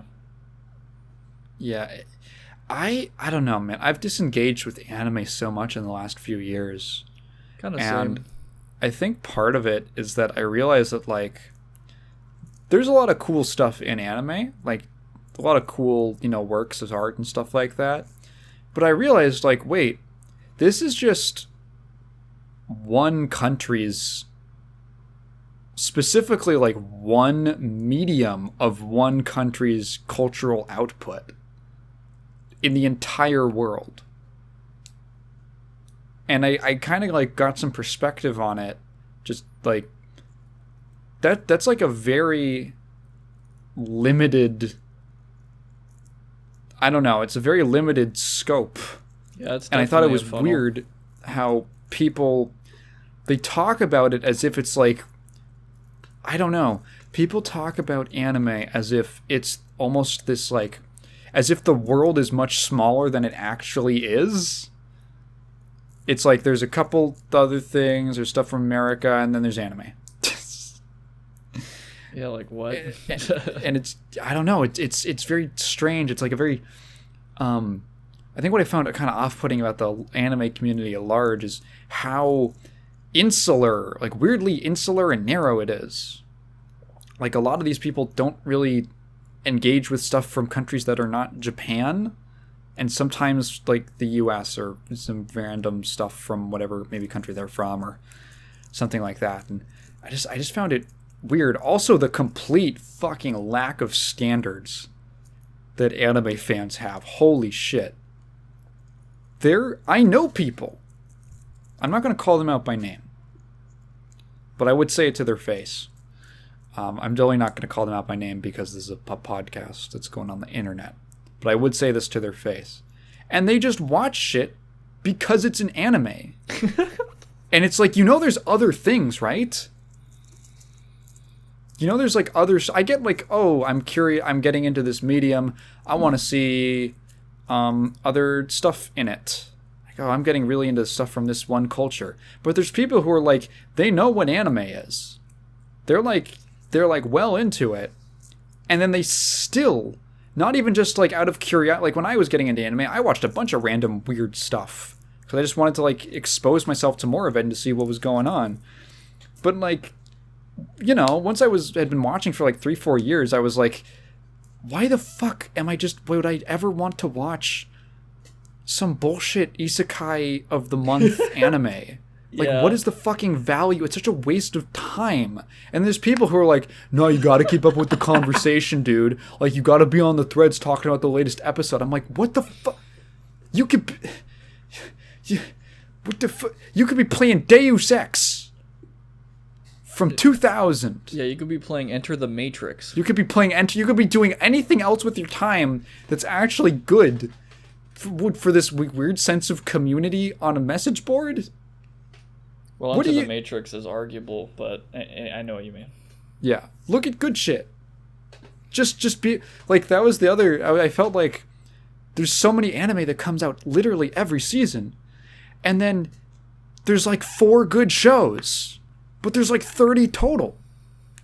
And it's just like this fucking tidal wave.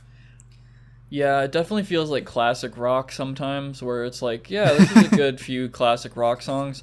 And then you look at like the thousands of classic rock songs that sound like just incredibly similar. Like some of them just didn't make it. I'm not a classic rock guy, I'll fully admit. I don't really care much for it at all. But I was a Boy Scout. And if there's one thing that Boy Scout dads love, is they fucking love classic rock. Oh, God, yeah. So every time we carpooled, it's the classic rock playlist, baby. And classic rock to me is like chocolate. Like, it's cool for a few songs. Like, you eat chocolate for a while, and you're like, yeah, chocolate. But then, like, you have too much chocolate. Oh, yeah. And you're like, dude, I can't eat any more chocolate. And then you keep going, and you're like, this is too much chocolate. Like, I need some milk. No more Give me Journey. Some milk. I need to like wash this out with just maybe, I don't know, throw in like a strawberry or some kind of fruit or a pastry. There's just something about it. It's just too much chocolate. Yeah, God dude. damn. That's what classic rock feels like to me. Right. Like, for the first 5 songs, I'm like, yeah, this is fine. Then it really starts running on empty. Dude, I have a whole thing about that, right? Because I feel like the true good classic rock fans that I agree with are the ones like, okay, there's like different tiers of classic rock fan in my opinion, because the one you're probably thinking of with the dads, it feels like they're almost on like the fucking normie tier, where it's like, Journey, the Eagles, and all these like super hit, like absolute tippy top of classic rock type shit. Yeah. And that is all they play, like 10 fucking songs, and it's like, dude, you know that there was so much more like classic rock / new wave / other shit that was good at the time too, like fucking Talking Heads, and like I like Phil Collins' more underrated shit other than just In the Air Tonight. You know, there's like so much more. Yeah. It's a very deep pool, and that's what I was gonna get into with anime shit as well, because I've seen the inverse of that argument you were making too, where somebody is aware of anime but they don't like my grandmother, right? She got me like this shirt, and I'm like, oh, thank you, and it's a Naruto shirt, and I've never watched Naruto. Like, I don't like Naruto, but she's like, oh yeah, it's an anime shirt, and I'm just kind of thinking to myself, wait a minute, do you think anime is just like one conglomerate show pretty much. or something. Like you don't. No, I mean it's deep. like it's like imagine lot. being a Japanese person and you're like, oh, I'm really into American film and stuff like that, and then like your grandma buys you like a shirt of like the Smurfs, and you're like, not really. Like, I like Gone with the Wind. Yeah, you like Titanic, American film. You like Titanic. Avatar, the first Avatar. Yeah, but some people think anime, like I've seen it on Twitter too, like some people just completely dismiss anime, like it's like, oh yeah, it's complete trash, it's literally just anime titties and, you know, etc. And they give off that's two an overly examples. shallow, Yeah, it's not overly just like almost Naruto. willfully ignorant Yeah. reading of it. Like, I know I've had enough experience with getting my impressions of certain genres and stuff like that totally flipped. Like, I've had that, I've talked about that before with, like, I didn't like JRPGs, and then I played Final Fantasy VI, and I was like, wait, this is actually a really cool genre. You can do some really cool stuff in this. I just don't like Pokemon, because that was the one that was really popular when I was a kid that I played, and I just don't happen to like it. Specifically, its execution, because Shin Megami Tensei is just like a way better version of Pokemon, for me at least. And it was like, okay, so like your first brush was like, okay, like another thing is, I don't really listen to rap at all. And I'm sure that if I really wanted to dig in, I could probably find a lot of really cool rap music that I really liked. But I haven't. But I feel like I at least have enough perspective to know, okay, I don't really know enough about rap to say, like, that's where I think the I don't know, that kind of argument you're talking about, where there's people who just write off the entire genre. And they'll be like, it's about crime. And they say the N-word a lot. And pussy. And it's like, okay, it's about like crime. It's yeah. And like, yeah, there's that if you're into that, but I know just from like stuff I've heard randomly that like, oh, there's a huge variety of different rap and hip hop stuff that you can listen to. That's going for totally different stuff. And like I don't know, I at least feel like, yeah, I don't know. And there's so much good. Okay, did you see this thing that was going around recently where there was like a couple streamers and people, like internet gamer people, who were saying like, dude, gaming sucks right now, like all games are the same. God. That was like a thing going around, and it was like, dude, there is so much cool shit coming out all the time. And Right. if you go back even just a little bit, there is this incredible... Gaming is not a particularly old medium. It's been around for about 40, 50 years. There is an incredible history of stuff that still holds up. I brought up Deus Ex earlier. Deus Ex, I played that in 2020. I played that earlier this year. That game goes fucking hard. I need to in play 2022. It's like 20 years old. I downloaded a patch that fixed some bugs and stuff. Really, really simple, easy stuff, and that's more just setup stuff. But like, outside of a little bit of like kind of early 2000s PC game jank, that game is fucking awesome. It's still good. You could just go play that, but now you're like, dude, fucking, oh, yeah, I've been playing Warzone and Fortnite, and I feel like all games are the same. And it's like, yes, because you don't play anything else. Yeah, you play the 5 battle royales. You like play 5 every most AAA popular. game. Yeah. And it's like, because AAA is also like a very specific... Yeah, it's like hitting us. It's like if you only watched Marvel movies. And like, if you like Marvel movies, then fine. But like, don't complain that like all movies are the same when you don't even care to watch, like, I don't know, anything else other than a very similar... Something that's trying to hit a very similar kind of popular audience. Right. And when I talk about that shit in particular for a minute, like, when I don't say all films are the same. Like, oh, films do, oh my god. I say all Marvel films that have come out in the past few years are very similar. But, you know, like, I don't like them. But I specifically say recent Marvel films. Like, I just don't give a shit about the MCU. Like, I don't care. And if somebody does, that's great. But I feel like, in my opinion, there's been a bit of a decline with Marvel films. Like, with the writing lately, probably, is what really gets me. Mm-hmm. But anyway, yeah. Yeah, But some people are just like, all films, when they only watch Marvel. You're only thinking about superhero movies or something like that. Yeah, the echelon, the top echelon. Yeah. And it's like stuff like this always happens. There's always like a genre or a big trend that's super popular that's just everywhere. And you'd think that people would have enough perspective to know, oh wait, this exact situation has happened before, except instead of Marvel movies, it was like Roland Emmerich disaster films. Oh God. Yeah, it's not like you're not obligated to watch anything. You're not obligated to watch every movie that comes out, every Marvel movie that comes out. You're not obligated to play every AAA game. Just go play like an indie game that you think. Here's like the thing is that I had a phase where there was several years where I only played League of Legends. It was like the only game I really played. Yeah, and it was. And I don't necessarily regret that. I think it gave me some interesting perspective. But like once I stopped playing League and I started just expanding into other kinds of games, it was so awesome. I felt like better because I love video games, and finding more stuff and things that I actually really liked, stuff that was older, stuff that was not like super popular.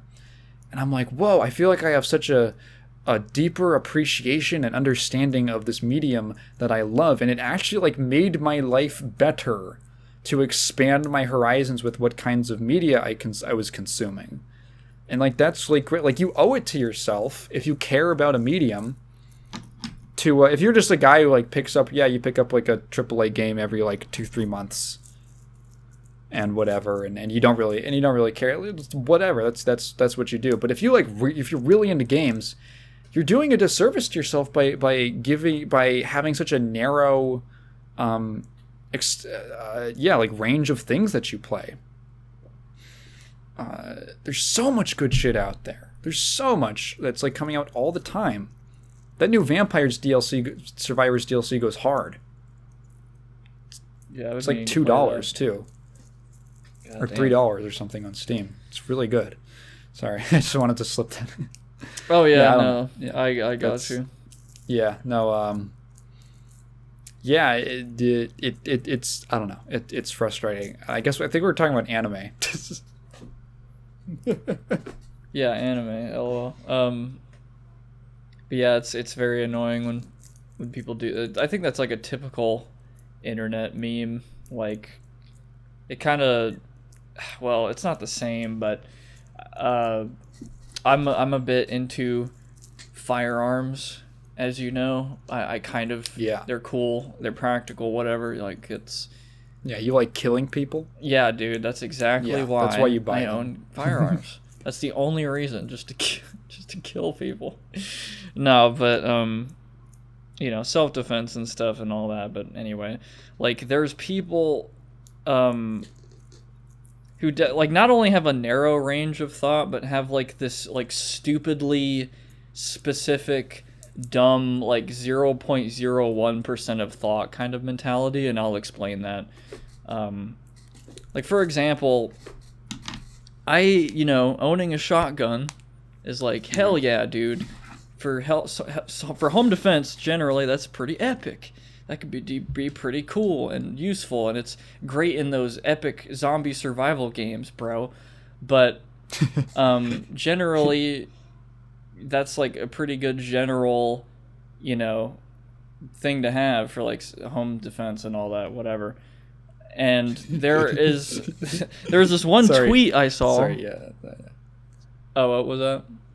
Have you ever heard? Do you know the 4chan green text? There's like a video of it. Own a musket for self-defense, just like the founding fathers. Yeah. I've read that. That copy pasta. It's pretty good. I love that.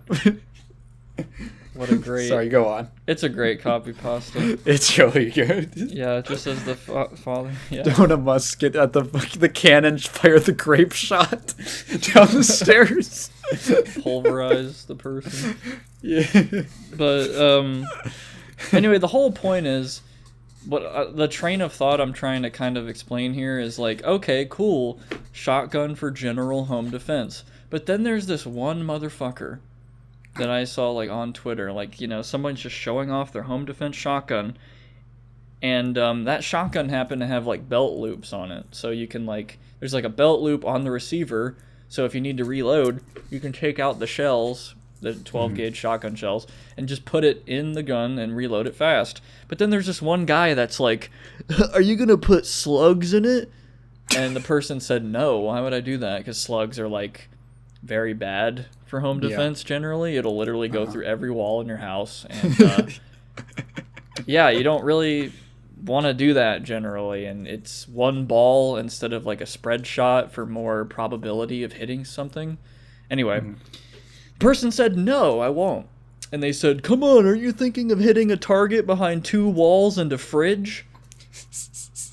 And I'm just sitting there thinking, like, what are you fucking talking about? That has to be a joke, right? Are you really sitting there in your house thinking, like, if my target sits behind 4 walls in my own house, I hope it's not my child or my wife. It will be an enemy. And I'm going to hit them through the wall. It's going to go perfectly through those walls, and then that like, you probably see where I'm going with this. Like, it's like, dude, you just need to prepare for, like, the thing that is most likely going to happen, which is going to be, like, it's very rare anyway, like, depending on where you live. Like, home invasions here are, like, pretty rare, I think, because they literally have to live in... The robbers have to live in fear of, I could die.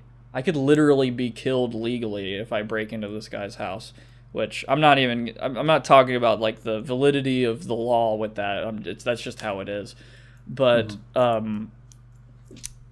preparing for what's more likely going to happen is like much better than, oh man, there's this like 0.01% chance that this enemy force pushes in behind my kitchen fridge and I have to hit them through the fucking walls with a slug. Like, what the fuck? You're wall hacking. Yeah, like, it's just... And I feel like those kind of people who are just... who have that kind of mentality, I feel like drive some people to think, like, wow, these are what gun guys are like. They're just sitting in their house with tinfoil hats on, like, I'm gonna get them. I'm gonna get them. They're gonna come up the walls. They're gonna crawl out. I know they're in there. I know they live in my attic. Like, no... most of us are just like some dudes who like hopefully won't have to use our guns for self-defense, but other than that, they're cool to like shoot, master, and like target shoot with. Like, you can master your accuracy and your like discipline with firearms. It's cool. You know, whatever. Yeah, I don't know. I was thinking about, because like I'm not a gun guy. It's funny because like I like shooting guns in video games, but I don't like doing it in real life. I just don't really care for it. So it kind of took me a minute to wrap my head around people like you who are really into guns. And would you describe yourself as really into guns? I think I am, generally? Because I guess in a way people could really see my sort of interest in guns to be on the you know, interest tier that I was talking about earlier with tanks. But with my interest in guns, it's mainly because I want to know how they work on like an engineering level in case I need to fix some shit. Well, I was just gonna bring up that, like, I feel like anyone who owns several guns, let's say, there's like a stereotype that like, oh my god, why do you need that many guns for self-defense? You must, I don't know, be some kind of murderous person. Yeah, you must be some kind of insane person who wants to kill people. And I thought about that, and I'm like, what's like the difference between owning that and like owning a bunch of cars?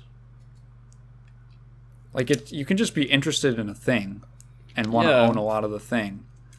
Like, there isn't a practical purpose to owning more than 1 or maybe 2 cars, depending on your family or your use case. But like, there's people who have like 6 cars because they just like cars. I think that it's perfectly valid to just say, yeah, I think guns are neat for whatever reason. Like, I like the engineering, like you said. I like target shooting. I like the feeling of shooting a gun. You don't have to, like, want to kill people. And there's a culture with guns as well. Like, there's a gun culture that has been, muddied and shit from various, crimes and, like, people who, bash on them and shit. Like, there's a culture with cars. There's a culture with World War II shit. There's a cult, everything, Yeah. And, like, I think that that's perfectly fine to just say, like, I like this thing and I want to own a lot of it because I think that they're neat. Yeah, and I don't even own, like, I guess it depends on who you ask as to how many Do you know how many anime figures I own? I own, like, 14. Those have literally no use. Well, I just look at them. People own art. Artwork. It's a picture. It does nothing. It sits there. Well, I mean, I agree, but also they're at the highest level. I think it's money laundering, but that's just art. Well, okay, I'm saying people who have paintings. For sure. Yeah, I know. I'm being slightly facetious, but I don't know. I just think that if you have an interest, having just an interest in something is totally different from. I feel like that and the idea of someone being like a murderous psychopath who's going to go shoot up a public location and some kind of mass death event. I feel like that's a pretty big leap.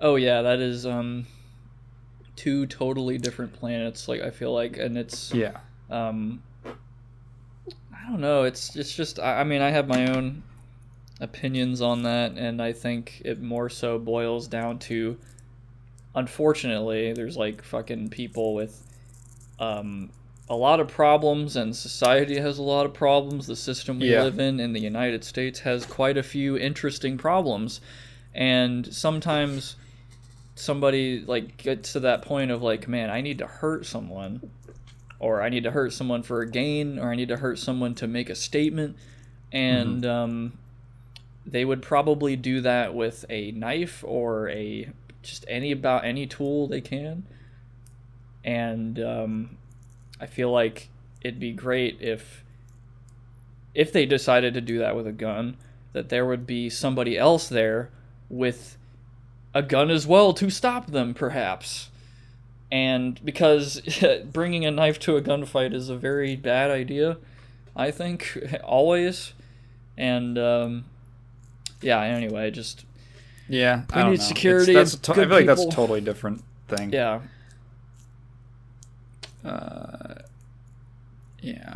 I just feel like carry is a cool thing, like being able to like carry, like good people carry and potentially stop something like that from happening, or like another disaster, like there's been a lot of cases here you can look into that the media doesn't really cover too much about, like, hey, somebody saved someone's life with a gun. Isn't that crazy?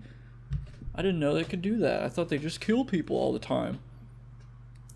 Which I guess, if you want to think literally, I guess it does. You can, like, potentially save someone's life by taking an evil person's life. But, or wounding them. You don't have to fucking kill them. Anyway, it's a whole thing. It's politics. Oh yeah. But yes, I like guns. Statements made by Prox do not reflect the Cellar Incorporated. Yeah, I'm sorry if any of that. All views are reflected. And I'm fucking with you. I don't know. That's a gigantic topic that I feel like is probably best suited for a different time. Oh yeah, for sure. I think. No, I don't expect people to agree. That's just my opinions. I'm pretty pro-gun. Please don't bring this shit up in the comments. I don't want to hear your opinions. I really do not fucking care about your opinions and I don't want you to talk about it. I'm gonna be straight up. I read every comment. I don't want to put up with it. Yeah, if you have to, cut this out or something. I don't know. Fuck it. Unless you want it to be cut out. No, it's up to you totally. I'm cool with everything I've said here. We're gonna keep it in. We're gonna be honest. Yeah. We're going to keep it honest. And I think, honestly, it's probably a good time to bring us to a close. Oh God, that's the last thing we talked about. Is there? Okay, one more thing. One more thing. It has to be something not political. Not political. Okay. Which I hate I just hate that guns are political, but I mean they are. They just whatever. Okay. Not political. I know, okay. not political. Let's go. No, I got a topic. Okay, Prox. Okay, fine. We'll just get this question completely apolitical out of the way. All right. Yep. The Holocaust. I thought you were 6 gonna million? say, like, abortion. 6 million? Or 7 million? I have no idea. That's like some World War II shit. I was thinking about that, like, what if, because it's like, oh, you can't question the Holocaust, the death toll, but I was thinking, like, whenever that comes up, it's always someone saying that it was less. What if someone was like, nah, dude, there's no fucking way it was 6 million. I think it was 9. I think it was 50 I think they did million. them even dirtier. 100 million. Yeah. Like, is that the same thing? Like, what would the 100 billion. Do you think that like the Jewish community would be on board with that? Jews in the comments. Tell us about that. That's what you don't tell us your opinions on gun politics. If I said that 7 million Jews died in the Holocaust and that the 6 million number is bullshit, would you consider that a offensive or Holocaust denial? Let us know. Holocaust denial. Oh my god. This reminds me of that fucking tweet. YouTube makes the key moments automatically. Yeah, I think so. I made a tweet because I was like, oh, I guess some of my videos have those auto-generated key moments things. And at the time, my most recent video was the fucking one about Super Mario Brothers Forever, or Frustration, and it was like the first Let's Play video. That one. It was the first Let's Play video, a lie or something like that. And the auto-generated, like the key moments, there was only 2 of them. It was Super Mario Brothers Forever, the straight 9/11 truth. I fucking took a screenshot. I thought that was so funny. I tweeted that out like, hey, so Tygan, what's your channel about? It's just straight 9/11 truth. Yeah, like it goes wild. Because the channel that like reposted it in full originally, that Let's Play, was called the straight 9/11 truth. It was like a bunch of 9/11 truther videos, and then randomly this Let's Play. That's amazing. Just fucking weird. Anyway, my Jew bros chime in. Yeah, and as for the potential gun bros, just I guess chill or something. Or anti-gun bros. Yeah, please. The whole reason I even brought that up in the first place was to just introduce another very irritating train of thought compared to that of like anime is just a cartoon meme. It's like I don't really know like it's just a meme ass not good train of thoughts, just weird, like why not look into it type of thing. Anyway, yeah. All right. Man. Well, I forgot where I was going with that, but whatever. Let me actually check what the. Okay, so I'm just looking at the calendar real quick because before I want to go, I just want to say like, all right, I'm gonna have one more video out before the end of the month.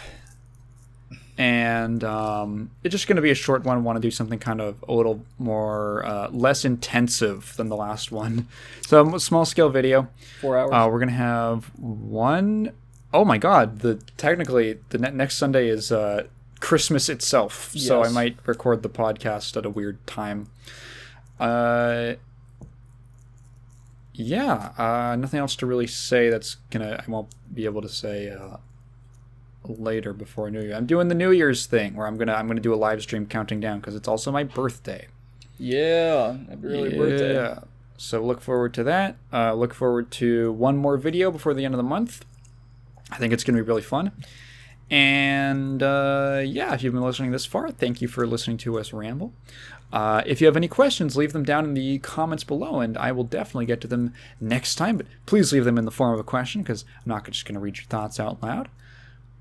I have been Tygan, and Prox has been Prox. Yes, And Prox. we... Yes, it's me. Yes. Yes.